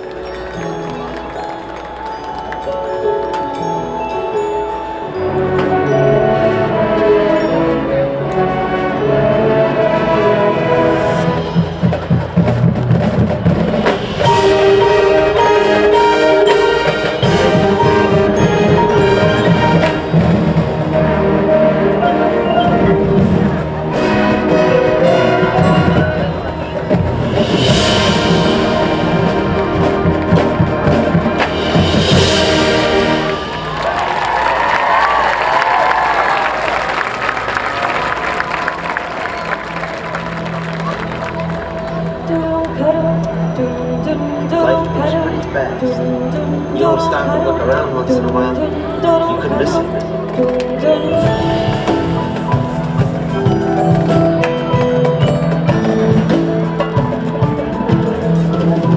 Won't you come and take a little time out with me?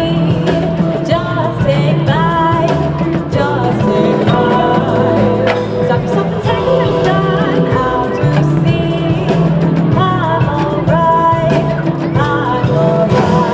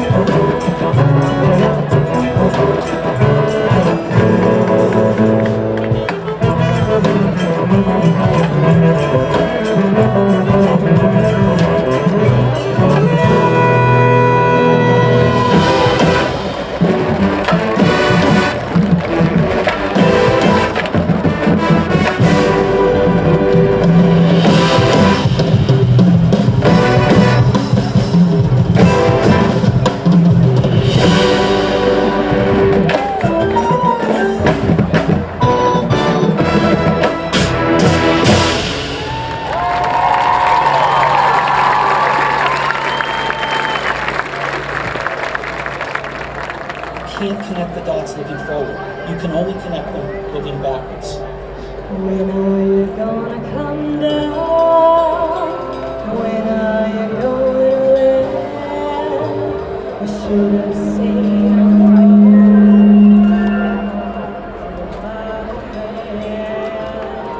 but now you can't hold me forever. I did sign up with you.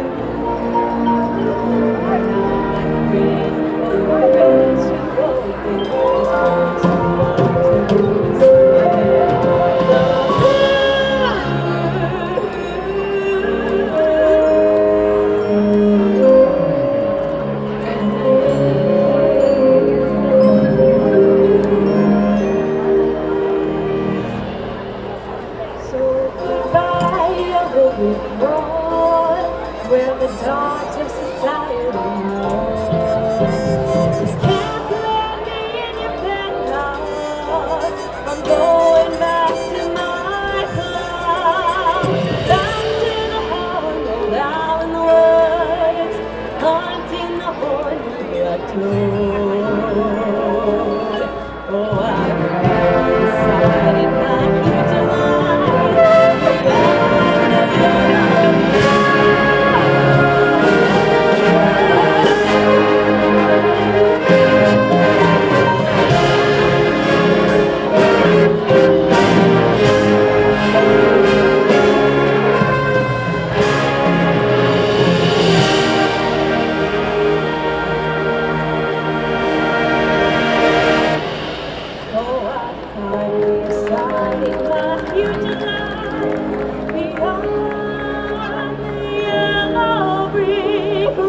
So you have to trust that the dots will somehow connect in your future.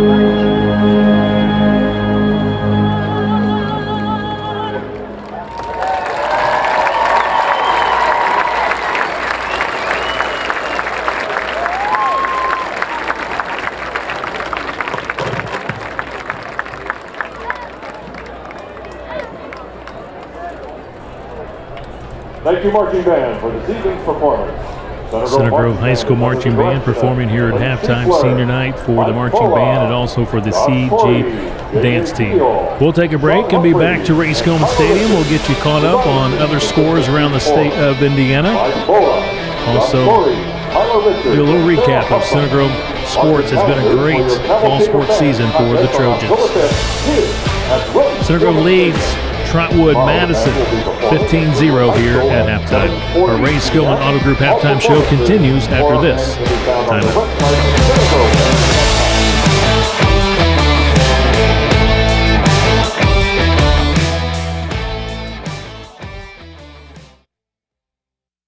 This is the place that's skill built. Here, highly skilled physicians never rest in their pursuit to heal, to comfort, to cure. With these hands, you'll receive nationally recognized heart care and Indiana's most leading-edge cancer care. With these hearts, with these guts, with these brains, you'll find the highest level of care in the state. This is the hope that skill built, and it's around every corner of Indiana University Health. Have you ever felt the cold shock of water that's not hot enough? When Dad and Mom, little Sarah and Peter all yelled, "What's happened to the water heater?" Mom knew the answer right away. Call Carter Plumbing for hot water today. The Prince of Plumbing and his magical powers will save the day and bring back hot showers. Hot water today, or it's you we pay. Carter Plumbing will save the day. 859-9999. CartersMyPlumber.com. Some people spend all day washing and buffing their ride to shiny perfection by hand. But you've learned the fine art of delegation.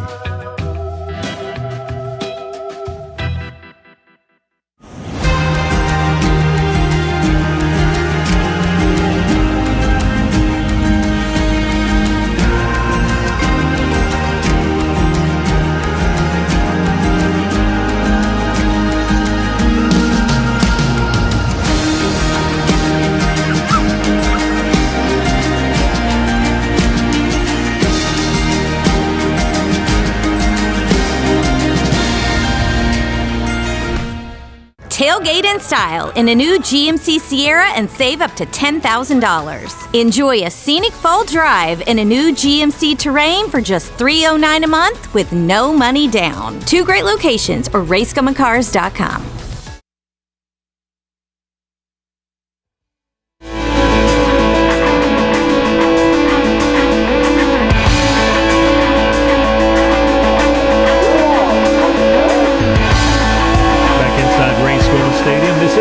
Going Auto Group halftime show, 15-0. Center Grove leads Trotwood-Madison from Ohio here at intermission. So we're getting word a lot of lightning delays with other football games. At the moment, we're still playing football here at Raines Schoolman Stadium. Let's go to our scoreboard, our Dan Gandolf Financial Services scoreboard. Fishers, Brownsburg, first quarter. I'm not for sure if that was delayed or not. I think it was, but I think they have resumed play. And now Westfield, HSC, you see the Shamrocks by a touchdown lead. That's still in the first quarter because of the delay. Warren Central, Ben Davis tied at 10 apiece. Now it's in the second quarter, weather delay.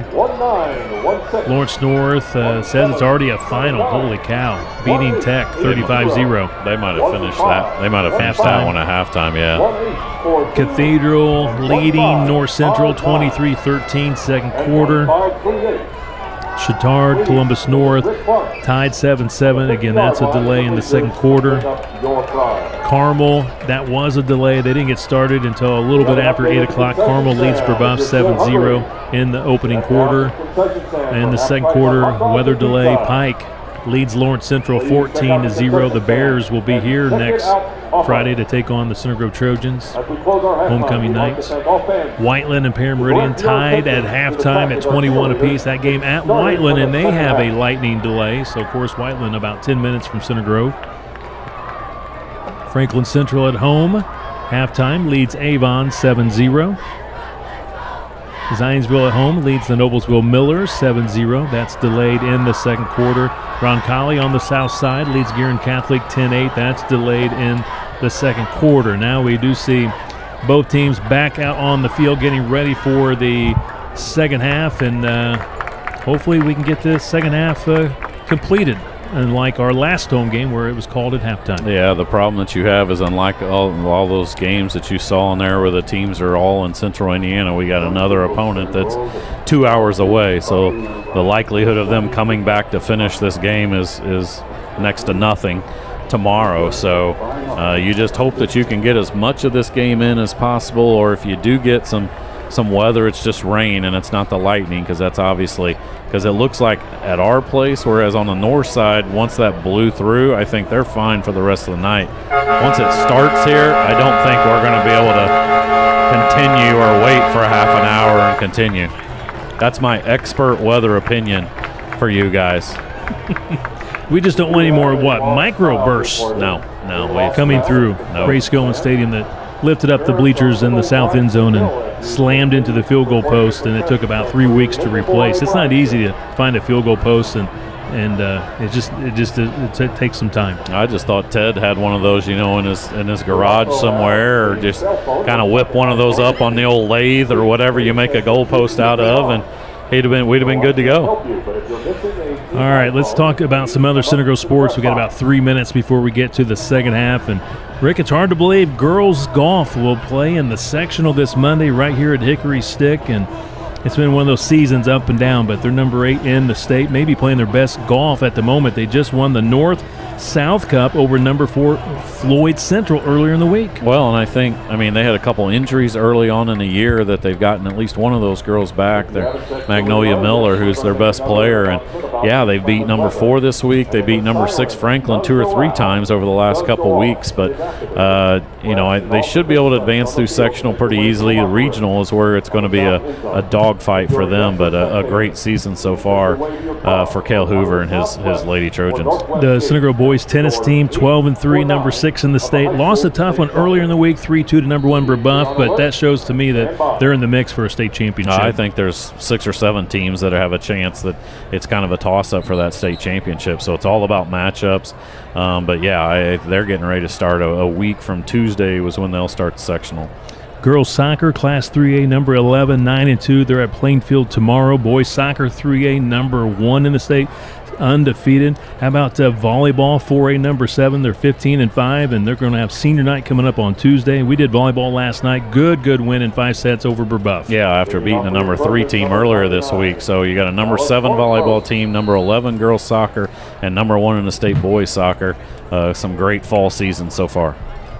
And all the best to the boys and girls cross-country teams tomorrow in the Johnson County meets. We're ready for the second half here at Ray Skillman Stadium. Center Grove will kick off to begin the second half. Corn Probst will kick, and this time he will put it to the sideline at around the 34-yard line, and it appeared the return man recovered. He did fumble momentarily. He jumps on the football at the 36. Well, and I think that's the type of pooch punt or pooch kick, Ted, that Coach Moore is going to like a lot more than possibly letting one of those really good athletes get a head start on people. See what kind of adjustments are made. Center Grove's defense with the shutout in the first half. Center Grove's defense, talking to Coach Moore, he's really pleased in how they're progressing from week to week. To go down to Trinity and to hold Trinity on its home field at 10 points, that says something. Well, and then Trinity turned around last week and scored, 30-plus points. Yeah, 35 points against Carmel. Third quarter tonight presented by Bay Horse Inn and by IU Health. Yeah, they had a couple guys moving there, or they got to delay a game. Delay of game against the Rams. Some confusion on that play for Trotwood-Madison. Now at the 31-yard line. 1st and 15. Dallas Sheehy, quarterback. He's a junior, 5'11", 205-pound runner, and he's going to take off. He's got the first down. He could have gotten a lot more if he didn't get tripped up. He trips up and falls at the 48-yard line. 17 yards for Sheehy. Well, we've definitely had some problems with quarterbacks that can run. I mean, the kid from Carroll, we had a heck of a time in the first half trying to run him down. Luckily, we were able to score some points and get ahead of them before the monsoon came, but we need to do a better job of keeping that quarterback in the pocket and being able to put some pressure on him. Sheehy, and we got another flag. This one going against the Rams also.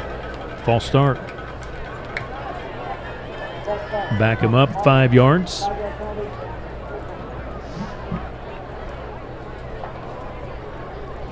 But it wouldn't surprise me to see that quarterback pull it down and try to do, look for your first look and then pull it down and see if you can get yardage out of this. Yeah, he's definitely seeing some wide open field. in front of him. If we're able to cover his receivers up, he can definitely put some yardage up on the board.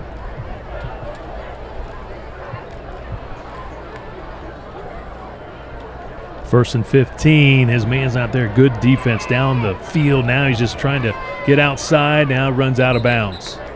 Way to string that one out. Good job by the Center Grove Trojans. Better job, Ted, like you go to your point of stringing that one out. Better containment. Yeah, they were able to put a little pressure on him up the middle, and that's what you want to do. I mean, the play before where he's able to just step up and run for 10 or 12 yards, I mean, you can't allow that.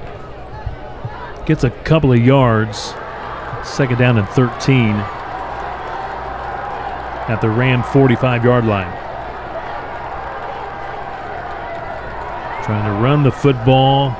Gets to midfield. I do believe that was Dalen Dennis, number 21, sophomore. That's 4 yards. That's a pretty good gain. They go from, at least make it 3rd and 8, so there's a possibility.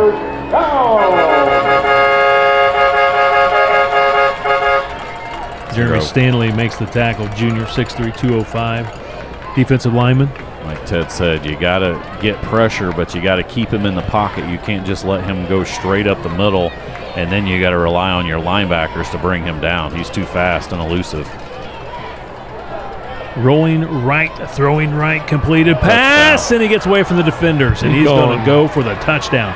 50-yard strike, and the Rams are on the scoreboard.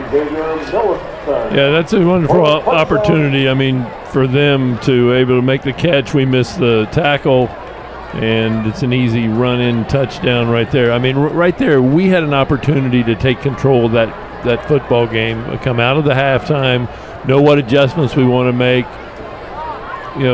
Third and 8. I mean, they're 3rd and 8. We have a chance to get the ball, and instead we give them 6 points, and now you got a football game. Xavier Millerton made the reception. Blocked. PAT kick by John Warren. Can't advance it in high school. John Warren, the kicker, has it blocked, so it's 15-6. Center Grove with the lead, and again, Millerton with the reception. Great speed down the sideline, scores the touchdown. 50-yard touchdown reception. Well, and the referees are coming to the sideline, and yep, they're sending guys. I was looking over. Well, we've got Thorgard here at Center Grove, which alerts when the Lightning is here, but maybe he's going to do an override. That's what I was looking over here, and he's telling both. Well, we have Thorgard here at Center Grove. So basically, once there's lightning in the area, it does sound, and that means you need to evacuate. But it's not. Maybe he's doing an override, or maybe the system's not working, but the official's making the call.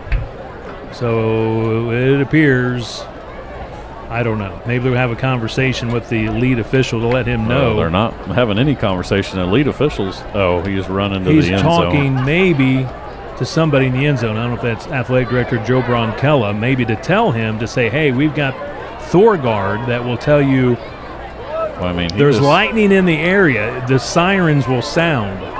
So we'll see. But at the moment, Trotwood's going to the locker room. Center Grove remains on the field because Center Grove knows we have Thorgard. He says get off the field. We have a delay of game as lightning is in the area. So, fans. I mean, what's the purpose of having that? if an official, he's going to override it. I don't know. It's override written based off of. I mean, unless our official is Angela Buckman, then I don't know if he's going to know better.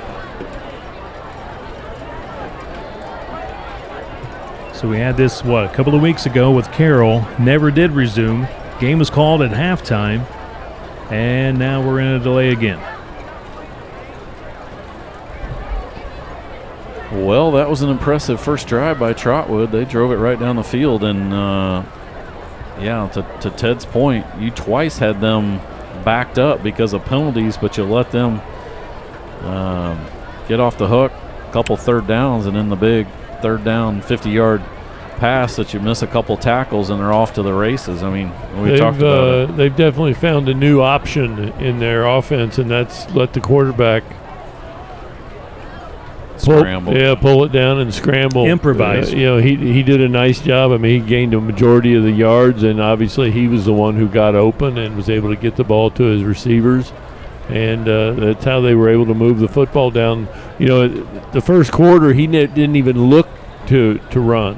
And until there were about 2 minutes left in the half, that's when he finally started running and kind of creating some things. And that's something new for their offense. I mean, it is raining right now, but we still don't see the Thorgard going off over there, but that's a moot point. So again, we're at the 10:02 mark in the third quarter. Lightning delay called by the head official. It's 15-6. Center Grove leads Trotwood-Madison. We're in the third. What we'll do like we did a couple of weeks ago. We're just going to go to a break, and after the break, we'll keep the video stream going, but we won't be doing any more talking until play once resumes here from Ray Skillman Stadium. So stay tuned. We'll at least be delayed for 30 minutes, if not longer. This is CG Football presented tonight by IU Health.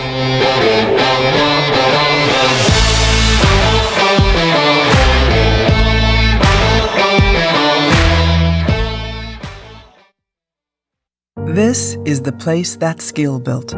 Here, highly skilled physicians never rest in their pursuit to heal, to comfort, to cure. With these hands, you'll receive nationally recognized heart care and Indiana's most leading-edge cancer care. With these hearts, with these guts, with these brains, you'll find the highest level of care in the state. This is the hope that's skill built, and it's around every corner of Indiana University Health. Experience your autumn adventure in a new Buick or GMC from Ray Skillman. Tailgate in style in a new GMC Sierra and save up to $10,000. Enjoy a scenic fall drive in a new GMC Terrain for just $309 a month with no money down. Or save $3,000, get 0.9% financing, and make no payments for 90 days on a new Buick Encore GX. 2 great locations or RaySkillmanCars.com.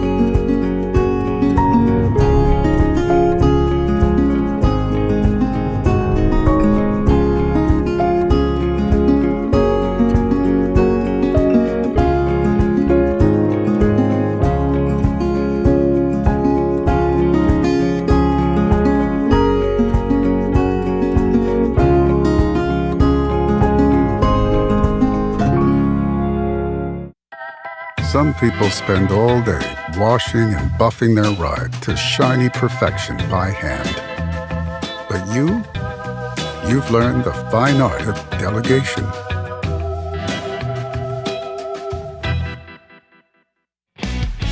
Hey Tyler, we're running free AC again this month? Of course, free AC is the future. When you install a qualifying heating and cooling system with us, you get the AC for free. Yeah, it's a great promo for our customers, but maybe we mix things up soon? Let's make September the final call for free AC. Sounds good, Chad. September is your final month to get a free AC with Peterman Brothers. Who are you winking at? Just visit PetermanHVAC.com to schedule your free AC installation.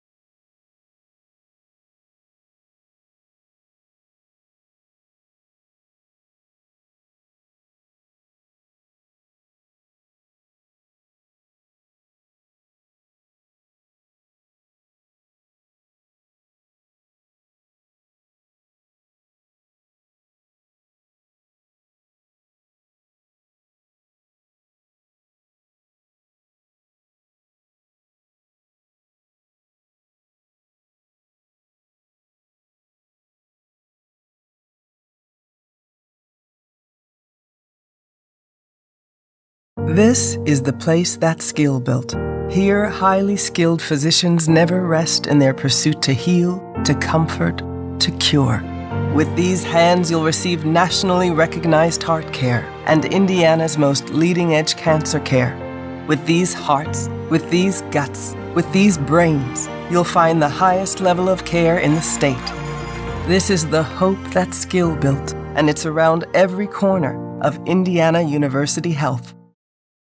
Hi, I'm Dallas Johnson. My dad started Johnson's Hauling and Excavating in the early 80s. Generational excellence is very important coming into this business. Carrying on a family tradition, having pride in what we do. Even though we have expanded into mostly commercial work, we are still heavily invested in our grassroots here in our community in Center Grove. I played for Coach Moore, played JRT, middle school ball, high school. It's home.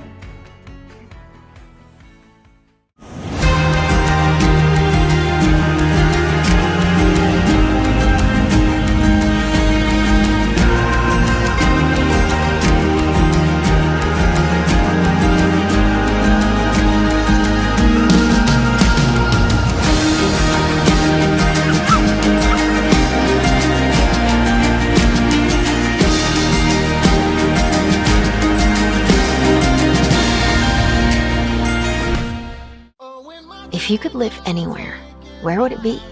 And what would it be like? With today's home values, this is the perfect time to sell and make those dreams real. When you work with a world-class agent at Coldwell Banker, you benefit from trusted guidance and our revolutionary seller's assurance program to make your home sale more rewarding than ever. So it really is true. Your dreams don't have to be just dreams. I have lived in Greenwood my entire life. Born and bred, went to Center Grove High School, proud graduate, go Trojans. I enjoy this community. It's my home, it's growing, it has lots to offer, and I'm excited to be a part of it. At Greenwood, we are a full-service bank. We can handle your needs from simple personal accounts, savings accounts for your family, auto loans. If you need to have a mortgage, we can meet that need. Emily Wrigley has been in our office for years and knows the area. Scott Hines is Center Grove. He has lived here his entire life and is fabulous. You're not going to find anybody more local than us.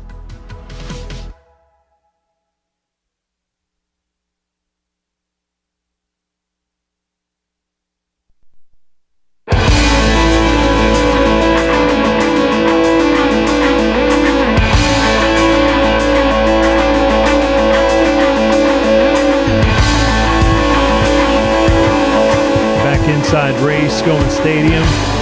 We're about ready to get this game resumed between Center Grove and Trotwood-Madison after a lightning delay. Both teams on the field warming up. We'll be getting this game underway in about 2.5 minutes. Fans are now coming back into Race Going Stadium. Again, our score 15-6. Center Grove leads it. Trojans led 15-0 at halftime. Opening drive of the second half. A 50-yard touchdown pass to Millerton from their quarterback Sheehy. Got the Rams on the scoreboard, and Kevin Conrad, Rick Embry, Ted Kitchell with you. And gentlemen, it's going to be tough. You got to get loose. You got to get mentally ready to play a second half of football here. Yeah, good seats are available. So if anybody wants to come join the party, I mean, get you yourself a good seat. But no, it definitely a little the momentum moving in Trotwood's direction. They're able to take it down the field, and Center Grove on a third down and 8 gives up a 50-yard touchdown pass, and we now have us a football game. 15-9 or 15-6, I guess is what it is. So, yeah, 15-6. That's right. Yeah, still it's two possession, but Center Grove did not look very good. The second part of the second quarter, they had a chance they got a fumble on the 20-yard line, didn't do anything with it other than fumble it back to them. So they've made a couple mistakes. They need to come out, and they're going to get the football here, and they need to come out, and they need to have a good drive. And Rick, the Trojans did block the PAT kick. We'll see. As Ted said, it's a 2-score lead. little bit of a unfortunate for Trotwood, because obviously they just marched right down the field there and scored. So a lot of momentum. They had a lot of momentum before that. Almost an hour or over an hour delay that we just got over. But yeah, that extra point blocking that is important. But this upcoming drive is very important for Center Grove. Like Ted said, Center Grove kept them in the game by not taking advantage of a couple opportunities there in the first half where you could be up 3 or 4 scores. Now it's down to a 9-point game, and they've got all the momentum, and your offense is going to have to move the ball, and they're going to have to move the ball on the ground. I mean, that first half, 191 yards from McWilliams, but only about 30 yards total from Center Grove on the ground. So you're going to have to be a little bit more balanced here in the second half. Before we get action resumed here on the field, I want to take a moment to thank our pregame meal sponsor, Tried and True, and I tell you, the break gave us an opportunity to enjoy some more of Tried and True. Man, that cookie that they have, that and most importantly, Austin was much happier that it was a chocolate chip cookie this time, instead of something that he doesn't really like nuts in his cookies. So the macadamia nuts just didn't sit right with him, even though I thought it was fantastic week one. But yeah, the cookie, some great chips, and then the boneless wings there. And man, we tore into those, and there's none left. But appreciate Tried and True again.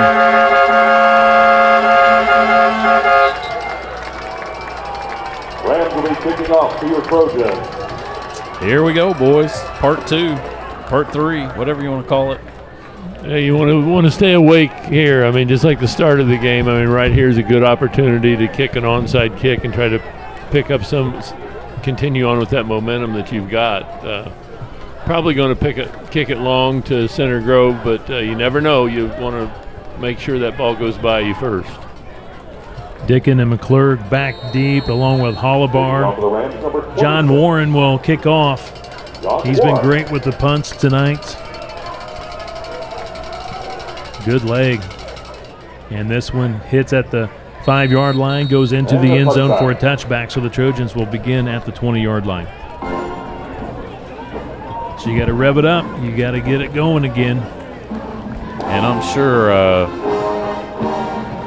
especially the defense probably watched that entire drive at the start of the second half and hopefully made some adjustments, because Trotwood just marched the ball down the field. Now you got to see if your offense can move the ball and try to get the momentum back on your side. Yeah, Trotwood's found some new life, and the quarterback is really starting to move around for them. McWilliams throwing. Oh, man. McClurg just couldn't bring it in.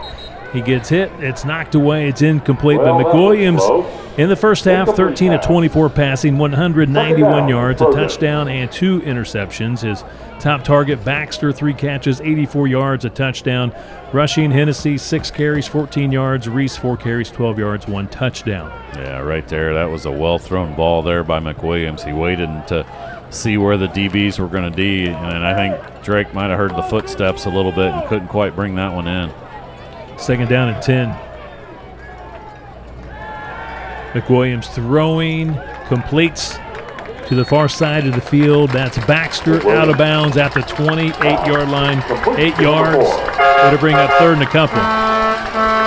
The other thing you better make sure as well is that ball will be a little wet. Obviously, we did get a lot of rain during that delay, so you got to make sure you got a good handle on that ball. And Center Grove, a little uncharacteristic 3 turnovers there in the first half.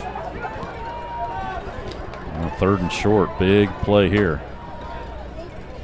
Center Grove's going to try to run for the first down, takes a hit at the 30-yard line, gets a nice push from the Center Grove offensive line, still pushing. There's a flag at the 35-yard line. Finally, the pile stops at the 44, but what's his flag all about?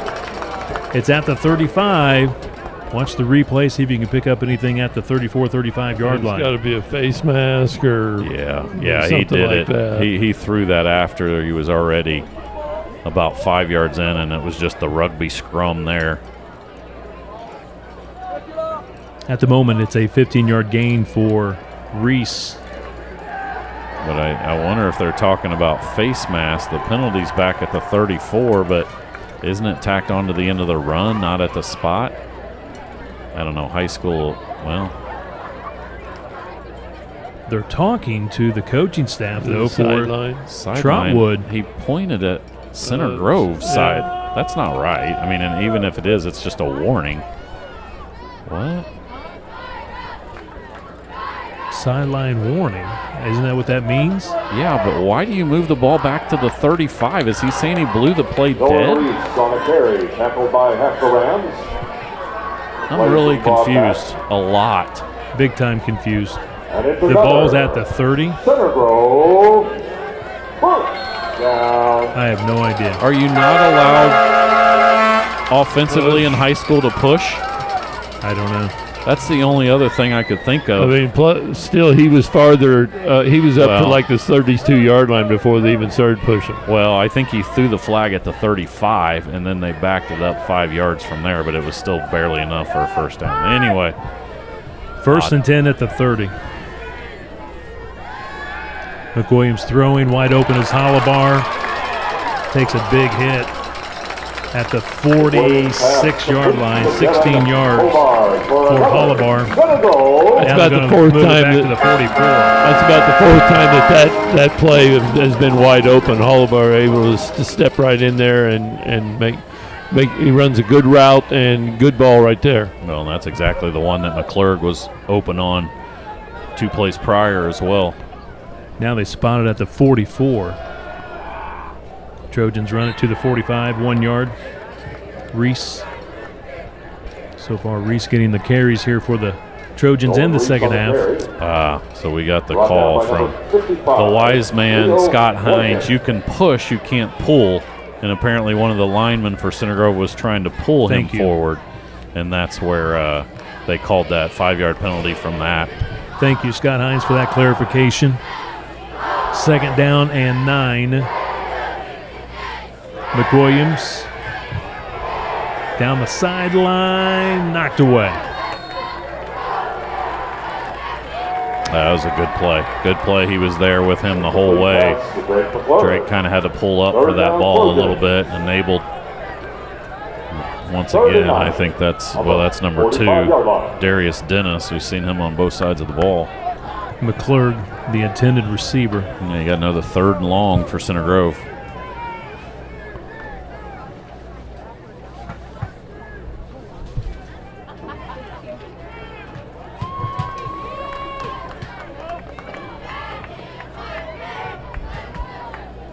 Down to 5. Got it off. McWilliams in the flat. Got a hold, too. Dickin makes the reception, but there is a flag in the backfield at the 39-yard line. And only gained 1 yard on that, so Trotwood's going to be perfectly fine to decline that and make Center Grove punt it away.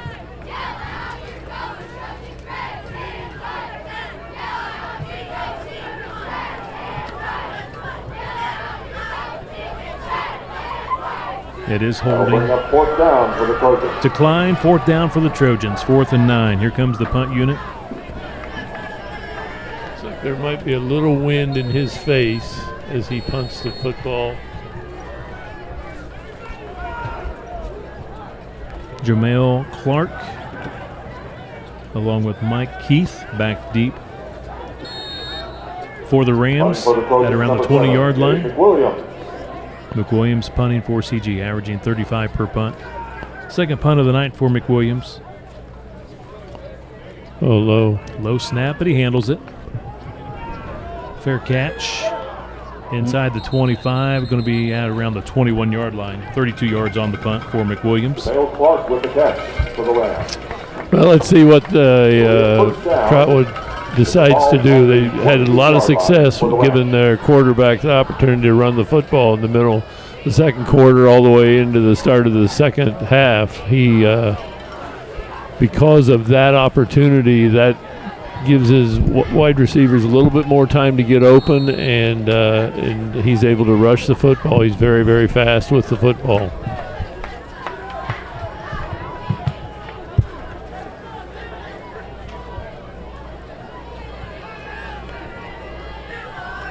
Sheehy swallowed up here on the edge. Well, that's not what he's had success on. It's going back, looking for the quick pass, and if he doesn't get that, then he's able to scramble from that. The whole quarterback sweep thing, that's not going to work. And they lost a couple yards, maybe just a yard there on first down. Where Loses 1 yard. Been dangerous is when he's got 4 wides, and those guys take some of those DBs and some of those linebackers out of the play, and then you're kind of one-on-one.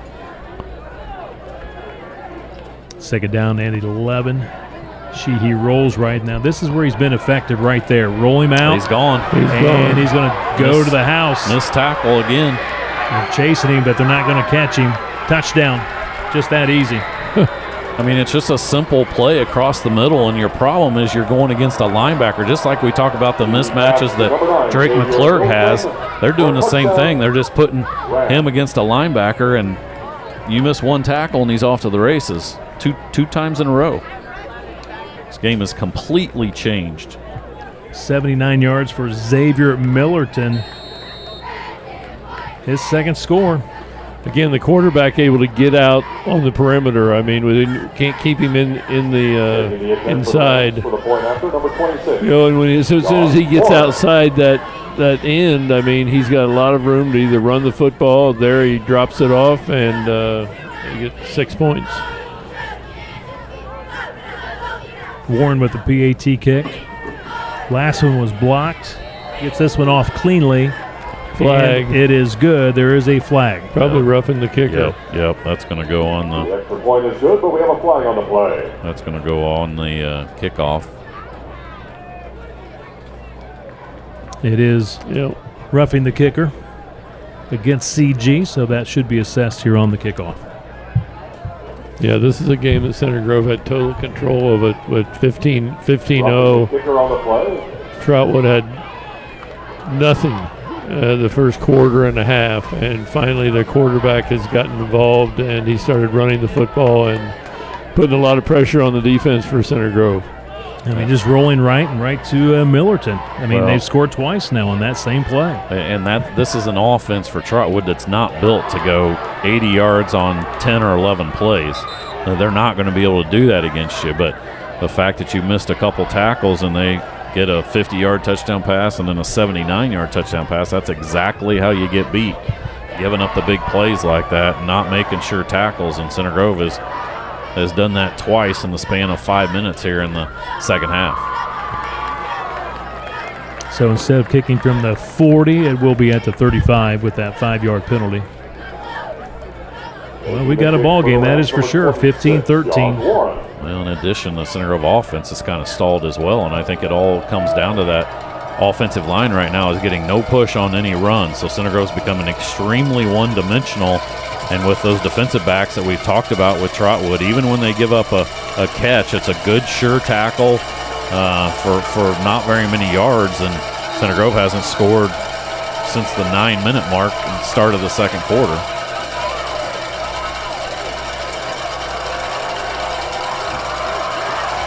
Warren puts the right foot into it, drives it to the end zone for a touchback. You're right, Center Grove has not scored since 9:09 in the second quarter. Since then, I'm just looking, Center Grove fumbled in the second quarter after that. They punted, interception, and punt. And all the momentum is over there on the visitor side in those white jerseys because they have a ton of confidence right now. Hey, we've stopped their offense, and our own offense has put 2 quick touchdowns on the board here in the second half. Yeah, they have to be very happy with where they are because defensively their team is very good. Hollibar 101 coverage, comes back to the football, makes the catch into Ram territory down at the 45-yard line. You can see number 18 on the coverage right here. That's not number 1. I mean, number 1's been the guy that we're going to find out that's not the guy we want to go after. Well, and 18 is 5'9". I mean, that's a big difference against Hollibar, who stands 6'2". 34 yards on the completed pass. See if the Trojan offense can get going. Big hole there. Here comes Reese to the 30, to the 20, 15, inside the 10. They were able to drag him down from behind. Well done.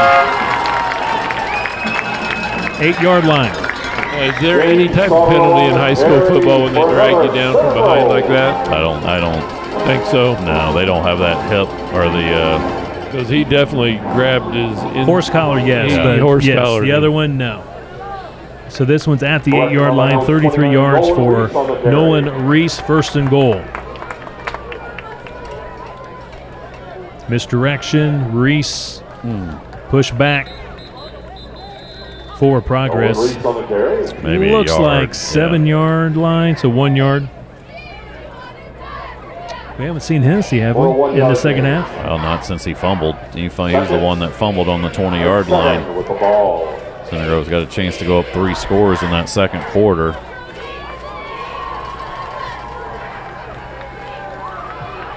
First and goal, again at the 7. Under center, McWilliams. He's in there now. Rolling right, going to the end zone, almost picked off. He had Hennessy open in the underneath, flat. Yeah. Underneath. Just didn't see him. He was looking at his you can primary receiver in the end zone. Yeah, you can see it here. Barry open briefly, but man, he'd have had to put that perfectly. You see it right here on the replay. Little bootleg. He has Hennessy wide open in the flat. I mean, he might have been able to get to Barry if he just got it a little bit deeper over the head of 18. That's Mike Keith knocking it down, number 18. Now it's third and goal at the 7.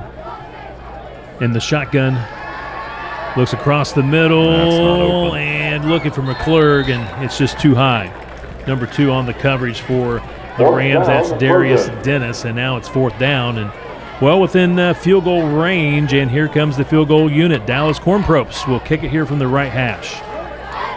And you get down to the 8-yard line, first and goal, and you're just not able to punch it in. Yeah, I was going to say, I mean, this is nothing but momentum for Trotwood. I mean, they got to feel great if they only hold them to 3. McWilliams with the hold. It's a 24-yard attempt, and it is good by Dallas Cornpropes. He's now 2 for 2 on the season. 18-13, Center Grove by 5. 6:24 to play. We're in the third quarter. So they got some points. Well, now your defense has to make some adjustments to take away the quarterback scrambling, and it's basically been number 9 just running a little route across the middle of the field against a linebacker. The Mark Linder team at Century 21 Sheets, proud to support Trojan football. Mark Linder, president of the Mark Linder team at Century 21 Sheets, would like to thank their clients for nearly 30 years of outstanding loyalty. The loyalty has allowed the Mark Linder team to consistently be ranked in the top 1% for the entire state of Indiana, allowing them to give back to the Center Grove local community year after year. When buying or selling a home, please keep Mark Linder and the team in mind. Appreciate their sponsorship of CG football. Cornpropes will kick it off for the Trojans. 6:24 left in the third. Kicks it to the sideline at around the 28-yard line. Going the wrong way. Reversing field, goes back a few yards. 24, that's Makai Smith. Returned by number 24. Gets it to the 32-yard line. Center Grove's defense, yeah, you're right. They got to make some kind of adjustment. It's basically just the roll to the right, kind of a seam pass, if you will. Yeah, you got to keep the quarterback in the pocket. I mean, that defensive end has to rush wide, but you got to keep that quarterback inside of you. Do not let him outside, but where he gets outside between the hash. But Millerton has caught 2 passes on that right side with the rollout by Sheehy.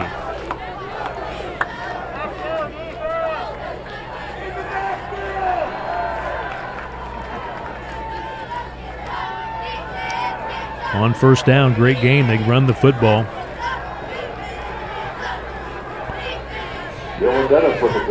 And it will be enough for a first down. Yeah, they're trying to go fast as well. And they got a ton of confidence right now on that offensive side. Center Grove defense going to have to step up. That was Dennis with the last carry. This one only for a yard.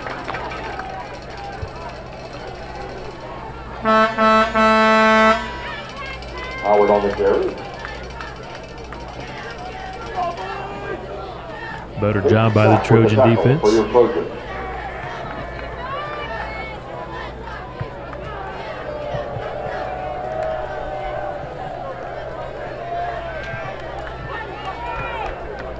We're at the 5.5-minute mark in the third quarter. So far in this drive, sticking with the run to the 45, a couple of yards. Well, I'd like to see him put some pressure on the right hand of this quarterback this time. I'd like to see him bring some pressure from Center Grove's left side, Trotwood's right side, and make that quarterback make a quick decision. Dennis with the last carry.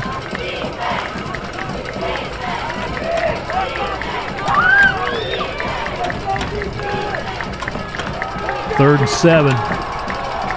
Rolling left, trying to throw across his body, picked off. Soderdahl with the pick. He's had so much success rolling right. They roll him left. He's throwing across his body, a right-handed thrower. That's a very difficult pass to make. Yeah. You're exactly right, Kevin. It's like, why would you do that when both those touchdowns in the first half, and you can see it, you just see it right there. You're throwing across your body, and, Soderdahl was just right there, and, man, a huge turnover. Now Center Grove has to do something with it, and you can't drive down and settle for 3 points. You got to score 7. Second turnover tonight for the Rams. Running on first down, big yardage. Hang on the ball. Tennessee's inside the 20. Well, he showed great balance right there. He showed great balance and was able to pick up another 10, 12 yards by doing that. But back to the play before, I totally agree with what Rick and Kevin said. Why would you possibly roll your quarterback the opposite way that he's been so successful tonight? A great play by Center Grove to pick it off. But like Rick said, now they need to put it in the end zone. 24 yards for Hennessy. Reese back in the game, gets it to the 10-yard line, 6 yards on first down. Yeah, that's the kind of thing I thought we would see more of tonight. Just straight ahead, right over, dive, things that I call a dive play, just diving right in there straight ahead. Get your offensive line hat on hat and move the line of scrimmage. Man, you're really starting to see them have success on that right side of that offensive line. Tucker Shornick at tackle, and I think that's 57, Nick Eckhart, as well on the right side. End around, puts on the brakes. That's Reese. Yeah, he had to stop. He's got to stick that right foot in the ground and turn it up. And he just kind of hesitated. He hesitated. About half a step he decided to, rather than just sticking that foot in the ground and go. Couple of yards for Reese at the 8-yard line. Still can get a first down. Apologize. Third and a couple. That's Cade Grant at right guard there. Talked about Shornick and Cade Grant, where they've had a couple long runs on the right side there. But, man, huge third and 2 from the 8. McClurg in motion. Collision between Hennessy and the quarterback. There is a flag in the backfield. We have a flag on the play. Kind of slowed down that play, obviously, once they had that collision on the exchange. But let's see what this flag's all about. Could Center Grove catch a break here, possibly? Could it be a face mask, or are they going to wave it off? They're going to wave it off. No flag on the What is it, 3rd down and 2 still? No, it's 4th. 4th down. Should be 4th and 2. No, I mean 4th. No, it's 4th. Are we going to 5 kick or again? 6, yeah. Oh, boy. Yeah, it's at the 12, so they lost some yardage. They lost 4 yards. And a 29-yard field goal attempt. 29-yard attempt here for Kornprobst. Good leg. Did he get it through the wickets? He did. 21-13 Trojans. His second field goal tonight, his third of the season. Makes it the Trojans 21 and the Rams 2:58 left to play. We're in the third quarter. Well, obviously, you're now up to an 8-point lead, but, man, 2 opportunities there inside the 10-yard line, one at the 8, one at the 7. And you can't get 7 out of those, but you're back up to an 8-point lead. Well, in that last play, there's just so much going on. I just like to see dive straight ahead. Take it over there, boom, hit that hole. We got a fake here, and by that time, the defense is too good. They got too much pressure to put on us, and Center Grove walks away with 3 when you'd like to see 7.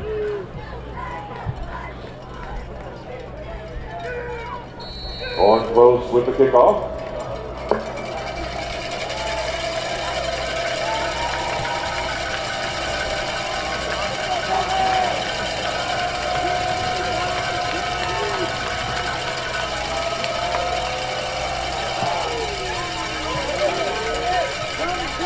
Inside the 15.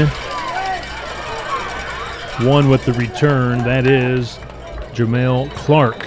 Good field position here for the Rams. Play by number 1, Jamal Clark. Tackled by Jacob Frogan.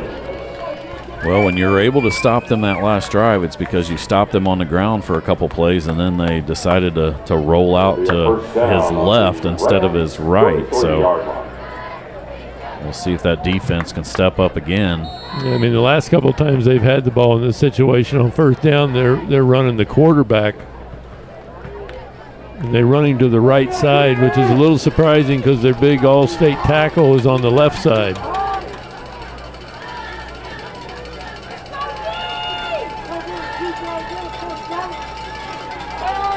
Passing, clean pocket, but boy, it didn't stay Nobody clean. there. As he let go of it, Lincoln Bright was right in his face.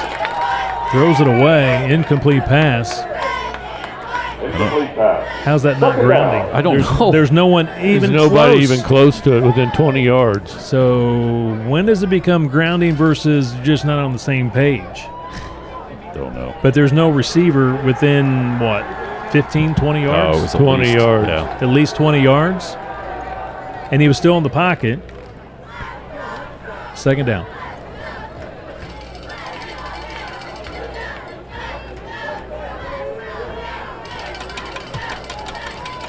Three. Oh, they call a timeout. Yeah, they were 2 seconds left on the play clock, even though they actually got it off. But Coach Graham calls the timeouts. I want to thank the Patterson Collective for their sponsorship of CG Football. For all your real estate needs, contact Realtor Rachel Patterson of the Patterson Collective at 317-544-8600 or at rachel@thepattersoncollective.com. The Patterson Collective is proud to support Trojan football. And Austin, can we maybe take a peek at our Dan Gandolf Financial Services scoreboard? A lot of delays tonight. We'll see if games have continued. There we go, fourth quarter. Wow. Fishers at home in a real fight with the Bulldogs. 24-20, Brownsburg by 4. Of course, Brownsburg, your number 1 team in the state of Indiana. Westfield leads HSC by a touchdown in the third. Warren Central on a tough one at home, 18-15 leading Ben Davis. Lawrence North hits a final, beat Tech. Cathedral winning big over North Central. Chittard and Columbus North in the third, tied at 7 apiece. Carmel and Brebeuf tied at 21 in the third. Here we go. Somebody got to make a play. Second down and 10. Got to get that football back. 21-13. Center Grove leads. Trotwood-Madison. Did he take off too soon? That slot receiver looked like he might have jumped the snap. His knee is down. He makes the catch at the 46-yard line. And his knee went and hit the ground. So he is called down right there. That's Deontay Golson with the reception. They'll mark it at the 46. Still a first down, enough for a first down. He just sat down about 13, 14 yards. Yeah, that's 13 yards for Golson. Keep an eye on the clock. We're in the third, 2:20 left to play. You are right. That guy is taking off from that. It seems like he's almost taken off before the snap of the football. It's close. Sheehy with the carry. Brought down by Sheehy number keeps it, 47. gets a yard. T.J. Williams. It's the guy in the slot at the top side, of, the top of the screen. That's 9, the one that's. He's just very fast, very quick, but it's Millerton. almost like he's jumping the snap. Reminds me of that left tackle for Kansas City that never gets called for a false start. Yeah, and he for jumps sure. every time. Second down and 9. 1:44 in counting. We're in the third. Empty backfield. 5 receivers. No pressure. Middle of the field is going to take a shot. Ooh, just letting too much. Otherwise, that's 6. 6 points. Number 2, Darius Dennis, the intended receiver. He had him. He had a step on. Just ran straight down the field.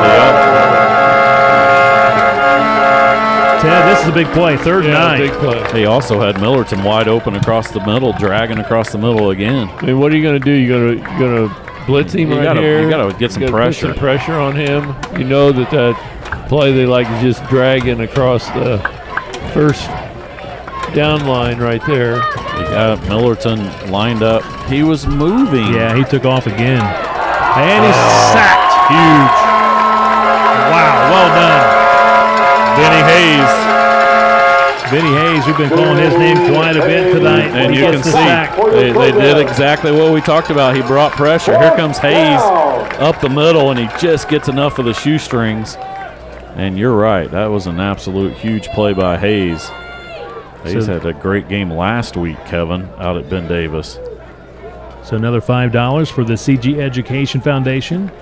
Compliments of Hudson Industrial Services with that sack. And Warren again, what a punt. All the way back to the 15. Drake McClurg spins out of a tackle, lost his balance. He's down at the 22-yard line. This guy's got an incredible leg. That's 48 yards. Brought down by number 53, Jameer White. 50 seconds to play. We're in the 3rd, 21-13 at Ray Skillman Stadium. All field goals for the Center Grove Trojans here in the second half. Yeah, 2 touchdowns for Millerton. Trotwood and Millerton with both of them. for Yes. Center Grove. They've been pretty effective moving it between the 20s, but once they get in the red zone, they're struggling. McWilliams, long throw. McClurg makes the catch. Gets down at the 30. Drake McClurg with the catch. You're right. That was up in the air for a long time. Thankfully, the DB on this side against McClurg had given him a huge cushion, and by number 15 and Drake was able to get up and get a couple more yards after catch, so good gain on first down. 8 yards for Drake. Final 20 seconds here in this quarter number 3. Trojans going to try to run for the first down, bounces off the wall of defenders. Good vision, gets the first down. That is Reese with the carry, 4 yards. 9 seconds left in the quarter. They're going to wind the clock, and that will be your final play of the 3rd quarter. A couple of touchdowns for Trotwood-Madison. A couple of field goals for the Trojans here in the 3rd at Center Grove. 21-13 going to the 4th here at Ray Skillman Stadium. Tonight's game presented by IU Health.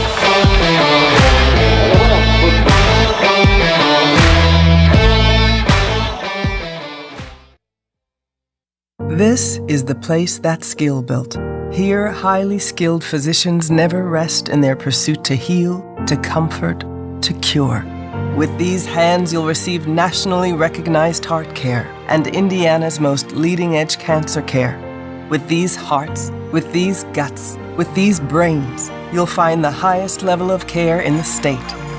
This is the hope that skill built, and it's around every corner of Indiana University Health. Hey Tyler, we're running free AC again this month? Of course, free AC is the future. When you install a qualifying heating and cooling system with us, you get the AC for free. Yeah, it's a great promo for our customers, but maybe we mix things up soon? Let's make September the final call for free AC. Sounds good, Chad. September is your final month to get a free AC with Peterman Brothers. Who are you winking at? Just visit PetermanHVAC.com to schedule your free AC installation.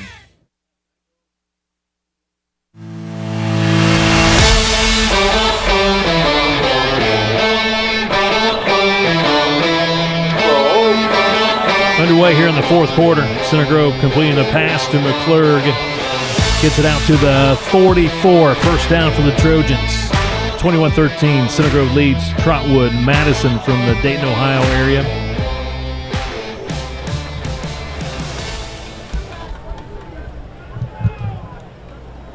McWilliams.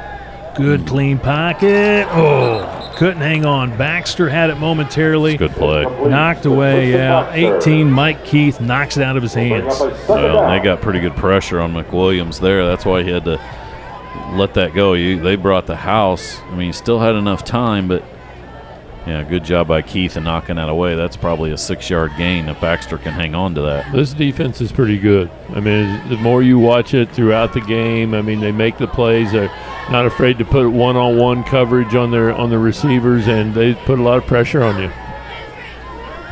McWilliams out of the backfield, completed pass goes to Reese, and he's going to lose a lot of yardage. Well, and I mean, Center Grove has had success in the past of just kind of swinging that running back out of the backfield, but Trotwood has done a fantastic job. They've got a linebacker that can close so quickly that there's just no space out there. You kind of hope that when you take those wide receivers and run them down the field, then that kind of clears that space out there, but Trotwood too close, and man, that's an absolute huge loss on second down. 3rd and 18. Yeah, one deep safety. 3 receivers here to the left, 1 to the right. Now they got 2 now. 1 running back. Now Whistle. It's gonna be 3rd and offside. Then you got 5 backs. Somebody lined up, yes, offside for the Rams.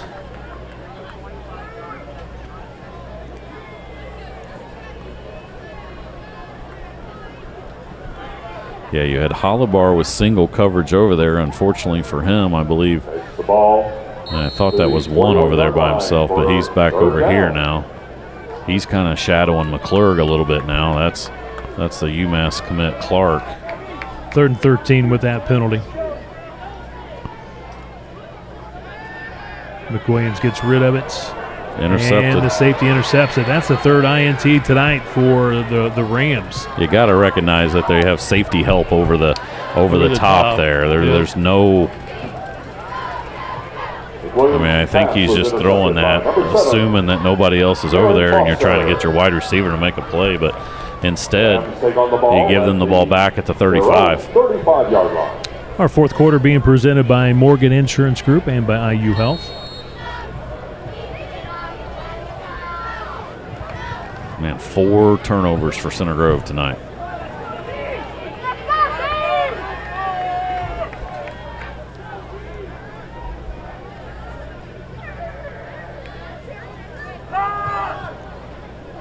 Going underneath, there's a flag on the Trojans. Interference. Vinny Hayes called for the interference. 19, the intended maybe receiver. held him coming out of the turn. Let's look. Yeah, you got to look at his right hand, I think. Look at his backhand. Left hand, I guess. Left hand, that backhand on the kind of twisted the receiver. And the bad part is that's 15 yards. That's a 2-yard pass, and instead it's a 15-yard penalty. Now they're going to have the ball 50-yard line. Wow. 15-yard penalty. We'll put the ball on That the was 50-yard pretty line. iffy. Rams I mean, that was a throw that was close to being on the ground anyway, and he had to dive for it, and they're going to bail him out. And Coach Moore is giving the official on this far side that threw that an earful.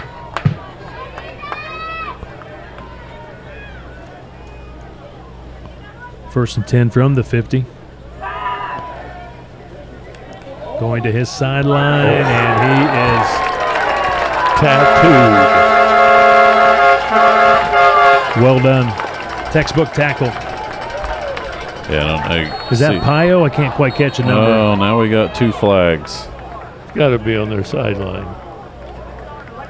Well, they're looking at Center Grove. I think that's Lincoln Bright. Lincoln Bright might have just got. After you make a great play, you're going to do that. It's just stupid. There's a stupid penalty, and they're making him come out.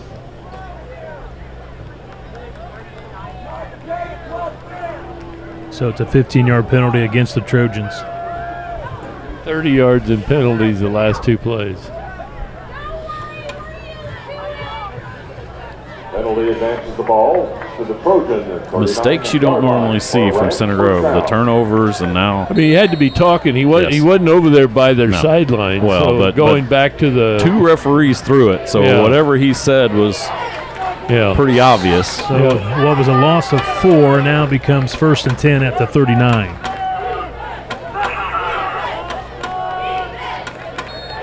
pass complete at the 35.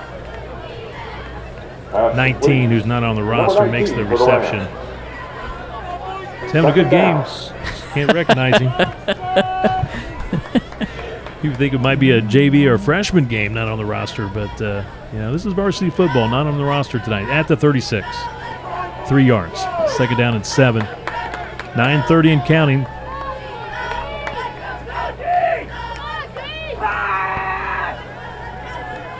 Oh, man, they got lucky there because he's Just wide dropped open it. again. All they're doing is taking their wide receivers, throwing them all the way down the field and leaving that middle wide open, either from the running back or that big tight end, number 9, Millerton, just running across the middle of the field. I think you got to put pressure on his right hand again. I mean, you got to bring something. Don't let him get outside that pocket. Well, I would be talking to the referee about this guy leaving early too. He jumps every time. Sheehy, clean pocket with time. Now rolls right, eyes down the field, delivers a strike to the 10, to the 5, at the 4. Exactly what I said. The number 9, Xavier. Let him get outside the pocket. He's dangerous. Millerton, he's been his number 1 target. 32 yards.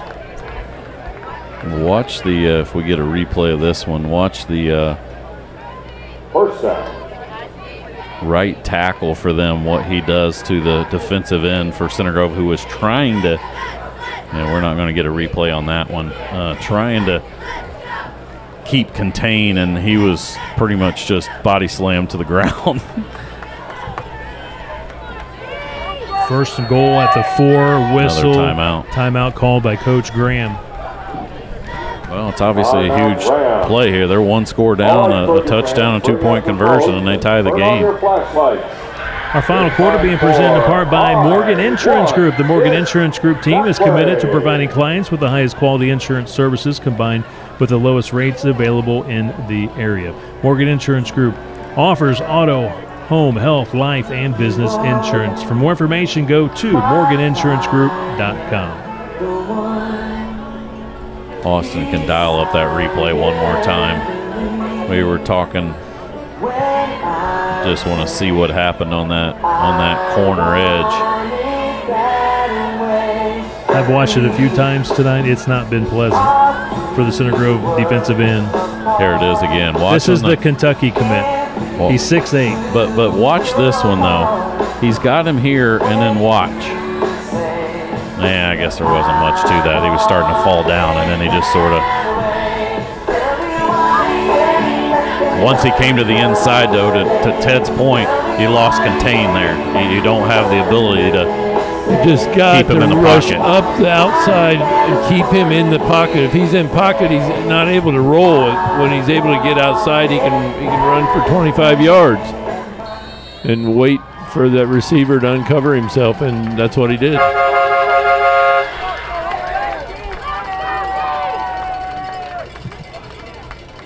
New set of downs. They're at the 4, going under center. Running the football, chopped down. Oh, no, he wasn't. I thought he was chopped, but I guess he didn't hit the turf. They're saying touchdown. 42 makes it into the end zone. We got to see this again. Harold, did he do like a somersault roll type? He had to. But if his knee back or arm, anything it hits, maybe he put his arm down, his hand down, and stayed on his feet. Yeah, we obviously don't have a camera angle on that. That's the best thing we got there. But they did not rule him down, so he's in for the score. 4 yards out. Got to go for 2 now to tie it. 21-19, going for 2. Run the same play. We have 8:43 to play in tonight's ball game. What are they? Trotwood still looking for its first win on the season. They're 0-4. They've been outscored by a combined 19 points in their 4 losses. A lot of great defense, just not been able to score a lot of points in their 4 losses. He's in the gun. Man in motion. Here it is, rolling right. He likes to throw it to Millerton, and he let him too much over the top of the receiver. He was off balance 19. When he jumped, and because of it, he was not able to gather the ball in, and Center Grove is very fortunate. That's Mike Keith, intended receiver. Not very big, 5'9", overthrows him. Well, I think that was 19 again, your guy that you don't have. Oh, was it 19 not yeah. on the roster? Yep. Threw it over the top. So it's 21-19, Center Grove by 2. Again, 8:43 left to play. You're right. He was wide open. He just led him too much and a little shorter wide receiver and couldn't come up with that. But, man, Center Grove is in a I mean, if he wanted to, he probably could have ran it in. He had some people in front of him. He had some people in front of him, and he had shown some quickness here tonight. If you're in need of some Center Grove football spirit wear, check out Spotlight Strategies Center Grove football online store by going online at cgathleticsspiritgear.itemorder.com/. You got to be awake for anything right here.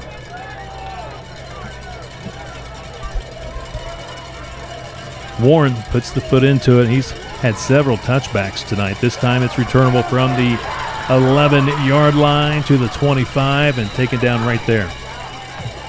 That is Hennessy with the return at the 26-yard line.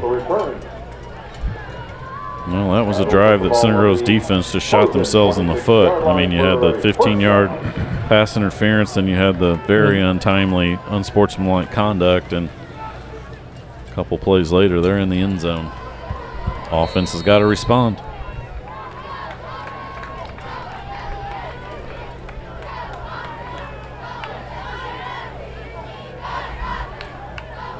Toss. Reese in week 1 against Westfield went over 100 yards. Hennessy unavailable in that first game, and Reese getting a lot of the carries tonight. He seems to be doing much better coming back from injury. He gets it to the 31. 5 yards for Nolan Reese. And right there, broke a couple tackles. Was able to get about 5 on first down. Good gain there.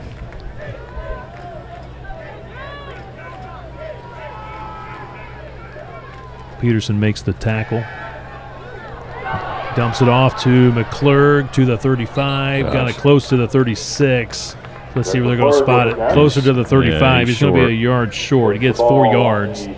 3rd and 1. Look at Darius Dennis just close on this one, number 2. I mean, right here it looks like he's going to easily have first down, and then boom, here he comes. And, man, he was right at the 36. That was not a good spot at all. Far official again right in front of that Center Grove bench. Trying to get the 1 yard for the first down. They don't have it yet. Didn't get it.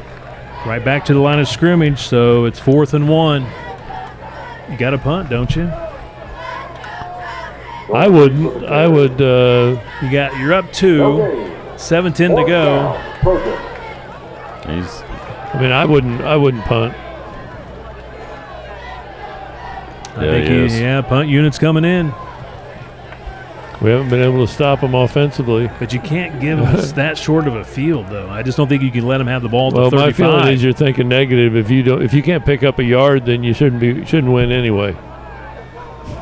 Couldn't pick one up on 3rd down either. Well, their guy moved. He moved first. Oh, wow. It's going against Trotwood. You get a first free down, one. Trojans. Wow. 25 jumped. That's a big penalty on them. You can see it right here. Deshaun Peterson jumps. 25.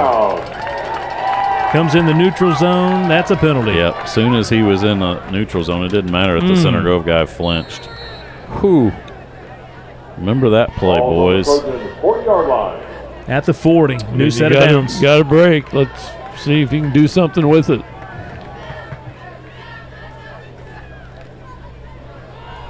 See, they just have not been able to run the ball to this left side. I just think when you've had success running, it's been over the right side and over Shornick and Grant on that side. And anytime you've tried running over here, it's nothing. I mean, that's Terrence Harrell, the linebacker, making the just too tackle. Many. Yeah. They got safeties coming up. You got linebackers coming up and filling. These guys are very good tacklers.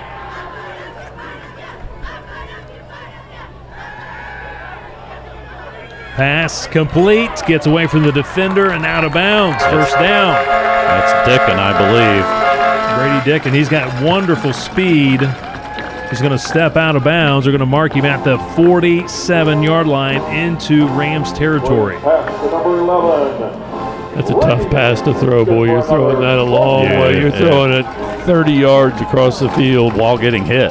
While getting hit and playing against a good defensive backfield. 13 yards for Dickon.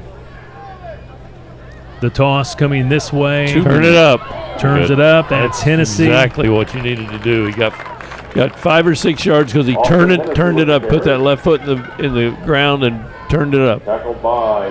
Yeah, you can see it here. You can see them pursuing. There's no way he was going to outrun them to the outside. And boom, you're right. Millerton makes the Take tackle. what they're going to give you. 4 yards. And let this clock continue. Let that play clock run down. Get it inside of 10 seconds before you snap it. But you got to get some first downs and probably got to get in the end zone. 2nd down and 6. Running the football with Hennessy. He's too much hesitation. I mean, I know sometimes the hole's not there, but you just got to charge into that. Once again, that's to the left side. Just not very much success on the left side. Millerton makes the tackle. Of course, you know, Millerton caught those 2 touchdowns. Playing both sides of the ball. 1 yard for Hennessy. Now you got a huge 3rd down again.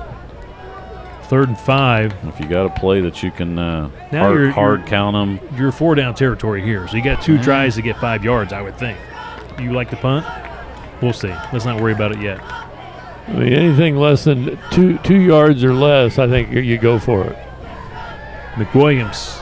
That's a 50-50 ball at best. Makes the catch down to the 11. Trust your wide receivers. And that's right Hollibar. There. Yeah, Hollibar just out athleticism right here. I mean, he waited, and went up over the top of him, and able to pick it up because that's just, I mean, that's up for grabs. Yeah, that's Millerton on him, number 9, Kevin. Luckily, Dennis wasn't able to get over there. I thought they had safety help more than they did, and I thought Dennis would be over there.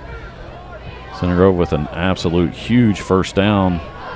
You can still get another first down if you can get it inside the 1. Yeah, now you got 4 seconds on the play clock. 3. 31 yards on that completed pass. You snap it. Just got it off in time. Passing again. Not open. Away. Not open. Lobs it out of bounds. You're going to get down the field. You're going to get a hold, or you're going to get a illegal chuck or something because he impeded his pass. So you're going to get half the distance of the goal right here, which will take you to about the 5.5. Yeah, about the 5.5, I think. Dickon was trying to come out of his cut there, and he got impeded, and you don't take it. Yeah, there he goes. One guy, 5.5. Penalty on the Rams, puts the ball on the 5-yard line. It's still first down. Yep, should be first and goal. Yeah, first and goal. Yeah, they need the chain gang guys are. Yeah. Oh no, you're right. It's 1st and 5 on the 5.5. Yeah, you can get a first at they the can 1. still get a first down. That's right. Man in motion. McClure takes the handoff, cuts it up. Gosh, trying to find the end zone. Just so many people there, you can't run over your own guys. I mean, just a lot going on. For 2 yards, that puts the ball on the 4. They'll put it at the 4-yard line. Gets about 1.5 yards. Still would like to see just straight ahead, hat on hat blocking. 2nd and a long 2 coming up here for the Trojans.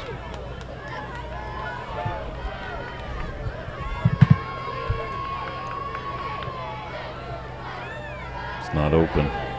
In the end zone, touchdown. That's Don Barry, the tight end. Touchdown. I thought he was looking for the running back out of the backfield, and he was not open. And that's exactly what they thought also, because all of us thought he was looking at that guy, and then all of a sudden at the last second he's out there underneath the defense and easy touchdown. Yeah, they had both those linebackers coming up to cover the running back. Instead, a great job by Don Barry, great play call by Coach Siderwitz, and Center Grove gets a huge, and this is an even bigger extra point here to try to get up 2 scores. They were trying to get to it. They were crowding the line of scrimmage. Man, and he put it through. They did not come offside, but they were close. 28-19 Trojans. How good has the sophomore kicker been tonight, Kevin? I know you're a big kicker punter guy, and Tornprost has been huge. He's been fantastic. They need every one of those kicks tonight, field goals and extra points. 3:09 left. 3:09 left. And they should only have, they only have one timeout left as well. You just cannot let them get huge chunk plays and be able to throw the ball 60 yards and they're back, within a score with some time left. Ted, maybe one of the best 0-4 teams I've ever seen. Defensively, they're really good. I mean, the more you watch them, their defensive backs are really, really good. And you try to throw the football against them, and it's just really, really difficult. And then they put, 54 in there on the defensive line. I'm sure that he's, playing both ways tonight, but he's an absolute stud. And they just tackle so well. They tackle so well at linebacker. Yeah. It just looks like a Warren Central. Ben Davis last year had so many of those great athletes on defense that just were sure tacklers. You just can't get around them on the outside. You've got to turn it up and go forward. I mean, here's the other thing, Kevin. Center Grove holds on. They're 0-5, but it doesn't matter because they've got 5 conference games, and all they got to do is finish high in their conference, and they make the playoffs. Squib kick. Oh, that was helpful. That's what you wanted. Absolutely. From a Center Grove exactly standpoint. what you want. Ball is down. On the Rams. Tonight's game being presented in part by Forbes Mazers, also by Groundbreakers, and by Sauer Dentistry, Service Pipe and Supply. Appreciate all of our wonderful sponsors of CG football this season. How about Hobbig Injury Law? How many touchdowns do we have tonight, Rick Embry? Can you help me out? 3. 3 touchdowns. 3 touchdowns, $10 per touchdown going to the Center Grove High School Athletic Department. Thank you to Hobbig Injury Law. Of course, for the field goals, extra point kicks, some money going back to the CG Education Foundation for all those made field goals and extra point kicks. Pass complete for a first down out to the 35-yard line to Deontay Golson. Now you've got to make sure all these guys are set.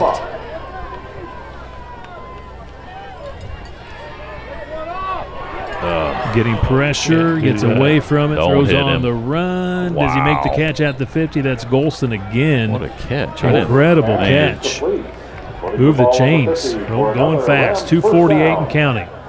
Stop the clock momentarily. Now they'll wind the clock. Couple of back-to-back first downs. Oh, gosh, here we go again. Millerton with the catch. Good yards after catch. To the 22. Nobody close to him. 30 seconds. They're inside the 25-yard line. Yeah, he's just running wide open out there in the middle. 22-yard line. First down. 28 yards on the reception by Millerton. 5 receivers set. And we have an interference. Oh, my gosh. Tapac called for the interference. They're going to say he got there too soon. Same ref. official over here. Same official.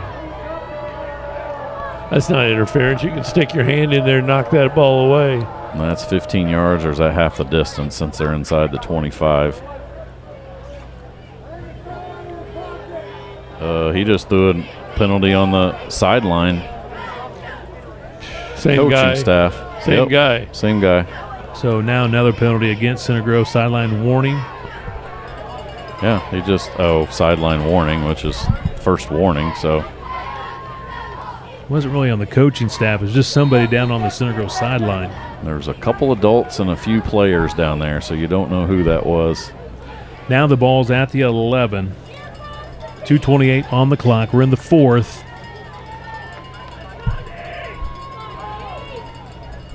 Empty backfield. Sheehy looking left, now looking right. Now he's looking to take off and run. He's going to throw to the end zone. We got a receiver down in the end zone, but there is a flag at the 12-yard line. They'll take it back to the 22. Holding against the Rams.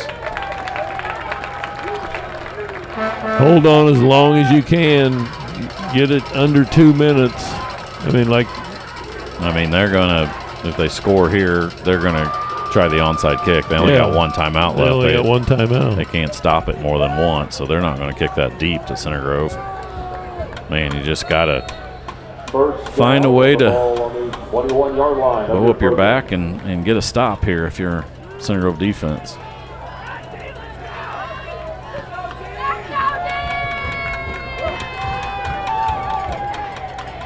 From the 20. Screen pass complete. Good job by the Trojans. Kept everything in front. Golson with the reception. Tackled by your Trojan number 14. Well, and now that clock ticks because they're looking over the sideline. And under 2.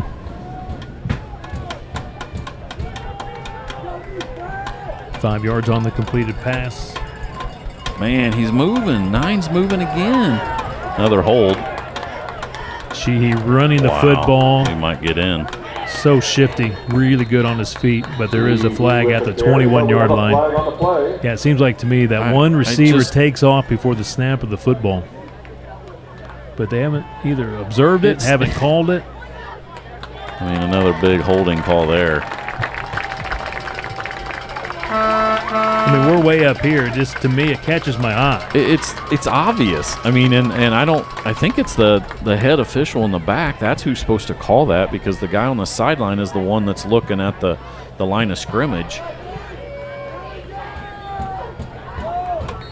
Second and 26 for the Rams. So with the holding call, football at the 27. Second and 26. 1:43 on the clock. They're down a couple of scores, rolling right. He's under pressure. Good incomplete decision, pass. man. Good Great. job. Yes. He kind of was going for the tackle and then just let go. That's 93. That's Big Dante Robinson Jr. Great discipline right there from that defensive tackle because even if he's close and he grabs him and throws him to the ground, you don't want to let the officials have the thought in their mind that they should throw a flag on that. Well, they got to get to the 2-yard line, 1.5-yard line? Between the 1 and 2 for the first down. And they got 2 plays to get there, minute 37 remaining. I mean, technically they need, a touchdown and maybe a field goal, but this seems like a long field goal. But Warren's got a good leg. We'll see. Third down and long. Sheehy, clean pocket. Down the sideline with the pass to the end zone. They're battling for it. Center Grove guy says he's got it. Wow. And he lost his helmet in the process. Is that Barrett? Yes, it's Barrett with the interception. Luke Barrett with the interception. Lost his helmet. Went all the way behind the bleachers, almost to the track. INT by Barrett. Huge play. That's ball game, boys. Wow, take a deep breath.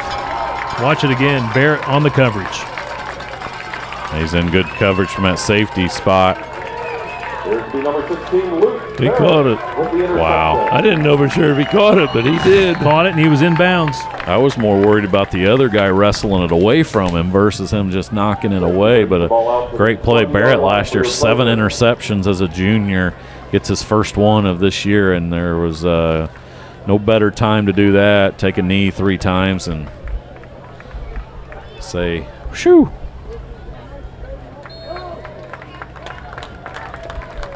McWilliams takes a knee. Center Grove Athletic Department asks that all fans and guests please do your part in keeping our facility looking great. Please throw away. Center Grove back in action next Friday, hosting Lawrence Central. It'll be homecoming. Then for Coach Moore, he'll be going for win number 300 in his career next Friday night. That's what Coach Moore is saying. Why? They stopped the clock for a while. Well, and apparently they just told him that it wasn't them. It was the guys up top there. I think they're going to let this run all the way down and then call a timeout. Maybe now. Just take another kneel down. But yeah, there should be no stopping of the clock. I thought they might try to stop it one time, but even if they try that, Center Grove. They have 1 timeout remaining. I mean, they could still stop it after this one and at least make Center Grove punt. You'd have about 10 seconds left, but they're down 2 scores. I know. They still got 20 seconds. Block the punt, Kevin, get in the end zone. I mean, I've seen weirder things. Most of the time it happens against my Boilermakers when I see those weird things. You know, we were only one play away from that win last Saturday, 66-7. You guys been waiting to bring that one up. I brought it up. Oh, boy. He did call it. I told you. So now it's 4th down with 13 seconds. They do use their last timeout. So you got a punt here, obviously. So they're going to bring the house, I'm assuming, against McWilliams. McWilliams just got to get this one off. Whew. 10:45. It's past my bedtime. I missed my gold rush tonight. Ted missed his Murder, She Wrote that he's, one of his favorite episodes. Columbo. I'm an old Columbo watcher. Thought you were going to say Falcon Crest or Dallas or some of those good shows back first, I got to watch Andy Griffith. Then you watch Matlock after that. Matlock, I can handle that. Quincy.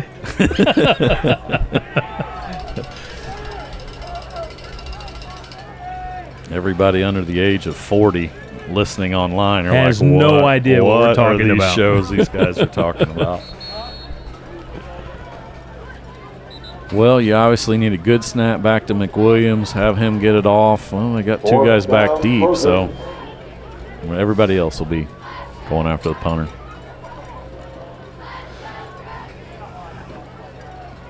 Running for your Trojans, number 7, Gabe McWilliams.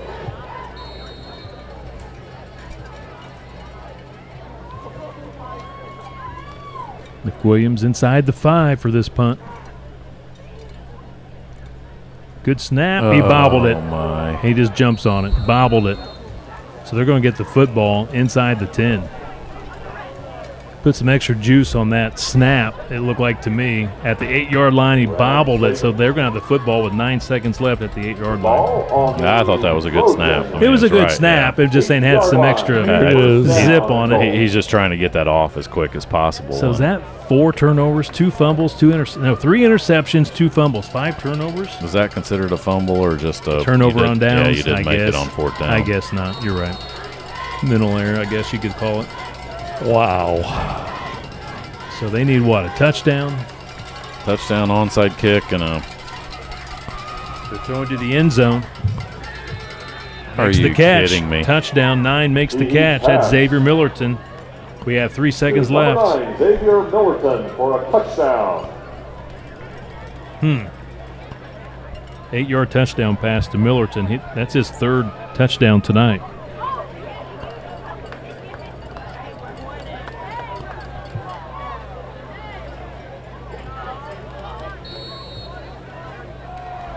Kevin wanted him to go home.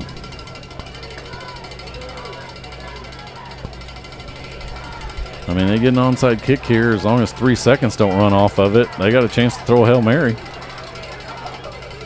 I just don't see how you get a kickoff. I guess you kick it to the end zone for a touchback.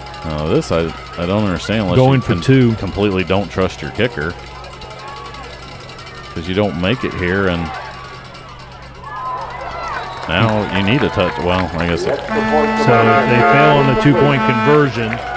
So it's a 3-point ball game. Center Grove by 3. That brings your score to the Trojans 28 and the Rams. How many seconds are left? 3 seconds. 3.2. So if they kick it to the end zone, you're talking about a touchback. Center Grove has the Center ball. Grove needs to run it out. They're going to onside kick. But you can't do that in 3 seconds. I don't think so. Depends on who you got on the clock. Yeah, we'll see. Would have been better for Center Grove to take a safety down here. No, because then you punt it away, and they definitely get a shot at the end zone from 50 yards. I guess. Because it would have been a touchdown game then. It would have been 28-21. Okay. I mean, if he ran around for 9 seconds, but. Right, that's what I was wondering if he could have, but probably can't do that. Can't run that much time off. I just don't know if you could do an onside in 3 seconds. We'll see.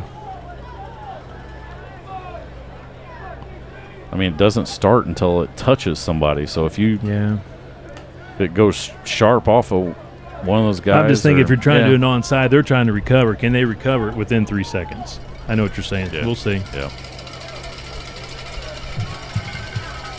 3.2 to play. I just had to look up there and see if we truly had a full moon up there or not, or what was going on with tonight. Well, last week was Friday the 13th at BD, so.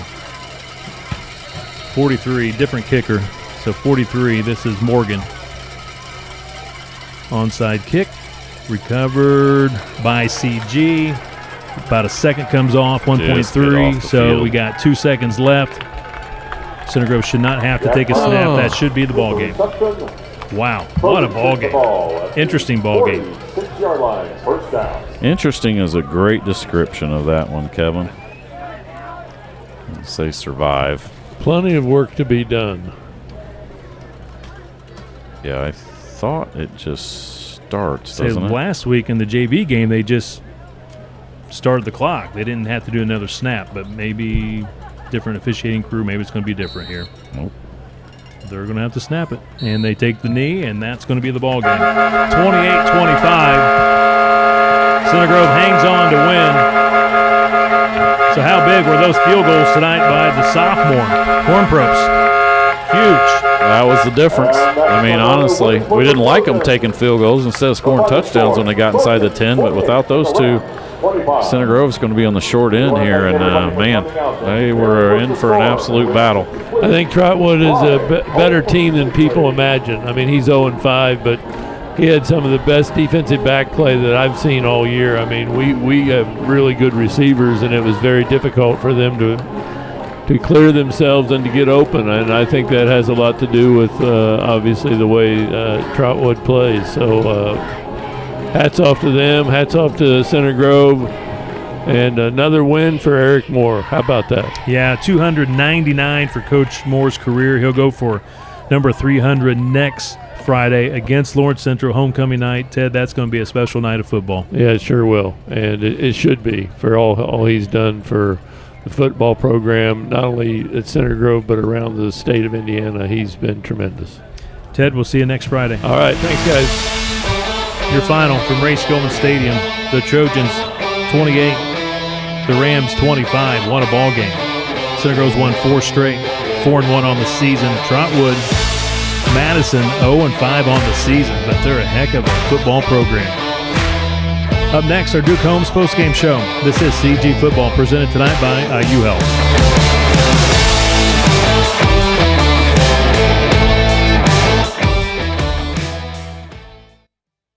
This is the place that's skill built. Here, highly skilled physicians never rest in their pursuit to heal, to comfort, to cure. With these hands, you'll receive nationally recognized heart care and Indiana's most leading-edge cancer care. With these hearts, with these guts, with these brains, you'll find the highest level of care in the state. This is the hope that's skill built, and it's around every corner of Indiana University Health. Hi, I'm Dallas Johnson. My dad started Johnson's Hauling and Excavating in the early 80s. Generational excellence is very important coming into this business. Carrying on a family tradition, having pride in what we do. Even though we have expanded into mostly commercial work, we are still heavily invested in our grassroots here in our community in Center Grove. I played for Coach Moore, played JRT, middle school ball, high school. It's home.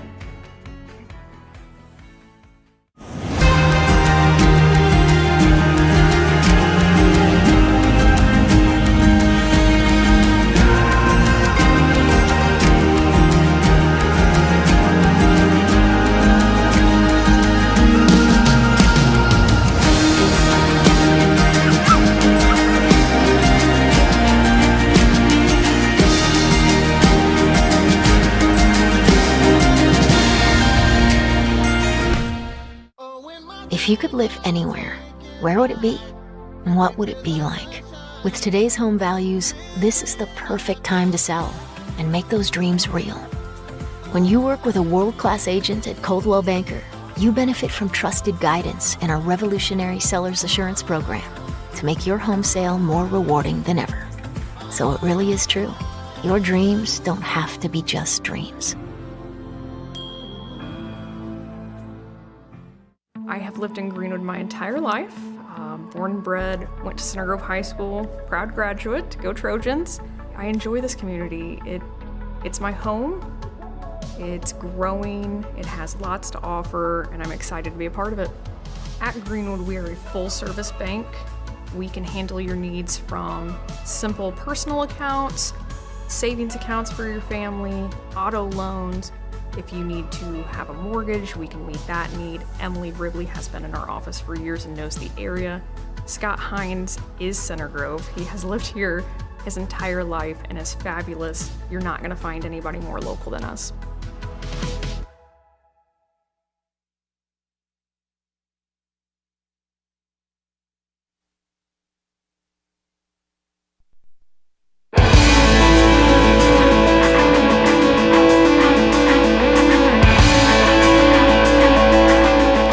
Inside Ray Skillman Stadium. Final time tonight here on our Duke Holmes postgame show. 28-25, Center Grove by 3 over Trotwood-Madison from the Dayton, Ohio area. What a ball game. Interesting ball game. Center Grove had quite a few turnovers, but the field goals really obviously paid off big time here tonight for the Trojans, and Rick, they needed every single point tonight. You are not going to win too many games when you have 5 turnovers, Kevin, but man, credit that Trotwood team on the other side, because they were a huge hand in that. And you're right. You always talk about all 3 phases needs to be on. And tonight, if Center Grove doesn't have that special teams phase, specifically the little sophomore, who would have thought 5'5", 135-pounder, if we had the player of the game, you'd probably give it to Mr. Kornprost, because those 2 field goals obviously huge. He was perfect on PATs again, and every point was needed, as you saw, with lots of twists and turns tonight. We have to name our Texas Roadhouse player of the game tonight. I think we do. Absolutely. What you just said. 100%. Kornprost. We're giving it to him. Wow. That's a good choice. I like it. I think, both of those field goals, what were they, Kevin? 24 and 29 yarders. Yes. Both of them were easily through, and then he was perfect on the 3 touchdowns. PATs as well, and like I said, especially when that weird thing happened at the end where you fumble or mishandle the punt, you give it right back to them. They score with 3 seconds to go to cut it to 3. If he doesn't kick either one of those, then you lose the ball game. So, just an odd game. Obviously, you had the hour plus rain delay or lightning delay, whatever you want to call it, and Trotwood made. We always talk about who makes the adjustments at halftime. That Trotwood team over there made some huge adjustments on offense, because I would have never thought offensively they could turn around and score 25 points in the second half after they had 0 at halftime. But they found a way, and they found a way to tweak that offense, like you said. And, it might be something that turns their season around for the rest of the way, and they get in a little bit more of that offense, because, man, I thought their defense is really, really good. I think Kornprost likes the new field goal post down here. Good job. All of them were down there. That's You're right. right. The field goals. And did a great job breaking it in tonight. Yep, you're exactly right. I'm getting a lot of information here about other games. Let's go to our Dan Gandolf Financial Services scoreboard. There's 1 or 2 that are very interesting. Wow. How about that? Brownsburg, your number 1 team, they hang on. Yeah, they beat Fishers by 1, 31-30. HCC conference game. Westfield in overtime, another close one, another conference game. 1 and 2 win by the skin of their teeth.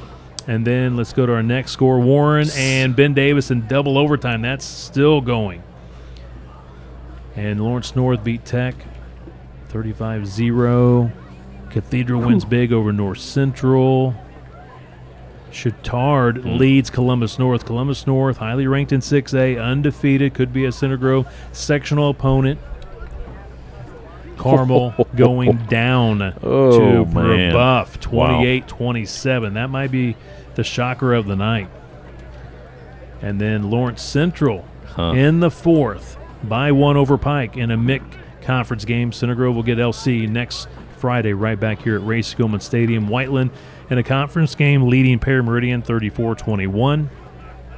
Franklin Central gets a nice conference win at home against Avon, low scoring 10-7. The final, Zionsville wins at home against the Millers. Conference game, Roncalli with a nice lead in the 4th quarter. And Center Grove here at home, 28-25 over Trotwood-Madison. So now the Trojans get ready for LC next Friday night, and Coach Moore going for career win number 300. It will be homecoming night. And you just saw down on the field there, I think, with all the parents and everybody around Assistant Athletic Director Katie Fisher gave him a game ball, I'm assuming from last week, Kevin, probably signifying his 250th win at Center Grove. Gave him a game ball and recognized him. But, yeah, he's one win away, and that's thankfully next Friday at home here against Ray Skillman. Hope we have a huge turnout here. And most importantly, let's not have a lightning delay, rain delay. If you could get on the horn with all your weather folks and all of that stuff and check everything up in the sky and all that stuff for 7 days from now, Kevin, and we don't need a repeat of that.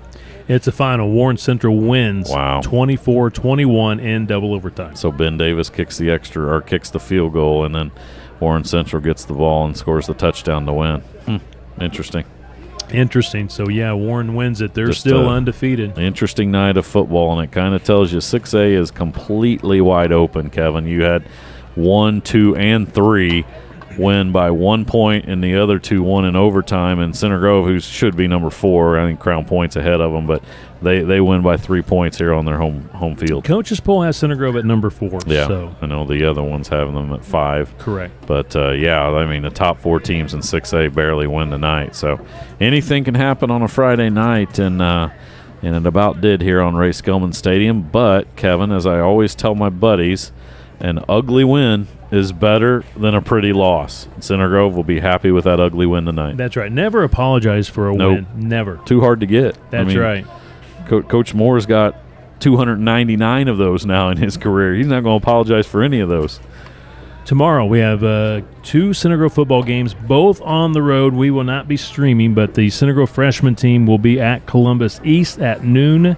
The Center Grove junior varsity team will be at Lawrence North at 10 o'clock. So get out, root on the Trojans tomorrow. Good for those guys to get back on the field again. And, yeah, I think the freshman team will be playing Columbus East JV if I'm correct on that one. Could be. So, yeah, a couple good challenges tomorrow. We, for the first time all week, Kevin, we get the day off, right? That's right. Unless you come up with something overnight. We got some Tiddlywinks concert or we can try to find maybe a local pickleball match to cover. I'm sick. I'm not available tomorrow. So all the best to girls golf. They're going to be in the sectional Monday, 10 o'clock at You'll Hickory be Stick. there, I think. Yes, I'll be there. But all the best to Coach Hoover. Tomorrow, girls soccer will be at Plainfield for a match. And boys and girls cross country tomorrow will be in the Johnson County meet. So all the best on that tomorrow. Also, one more final. Crown Point, another highly ranked team in 6A. They do win tonight over Portage, 58-20. That one was close, huh? Not so close. They don't have any competition. Rick, up there. enjoy tomorrow off. Enjoy Saturday and Sunday. And also, we want to say all the best to Austin Booker of the Chicago Bears. He's in town to take on the Colts on Sunday. And I guess Carson Steele of the Kansas City Chiefs, they'll be at the Atlanta Falcons. Are they playing on Sunday night football? Sunday night football. So everybody tune into that one after. You get to see Austin Booker have a homecoming here against the Colts. Hopefully he has 4 sacks and the Colts win.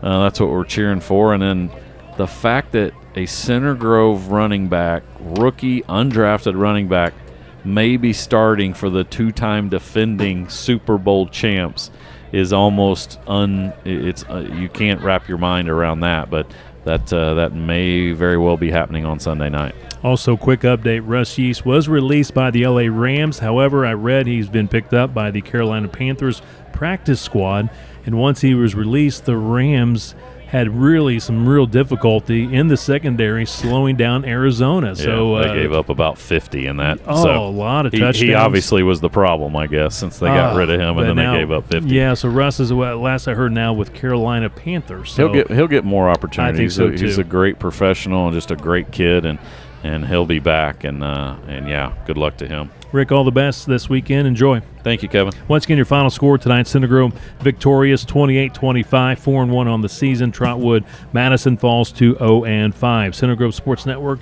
produced tonight's CG football coverage with our presenting sponsor, IU Health. Special thanks to our Center Grove Gridiron president, Aaron Holt, our executive producer, Austin Tyke, camera operators, Jim Cooney and Sam Venegas, and our game spotter, Sean Guilfoy.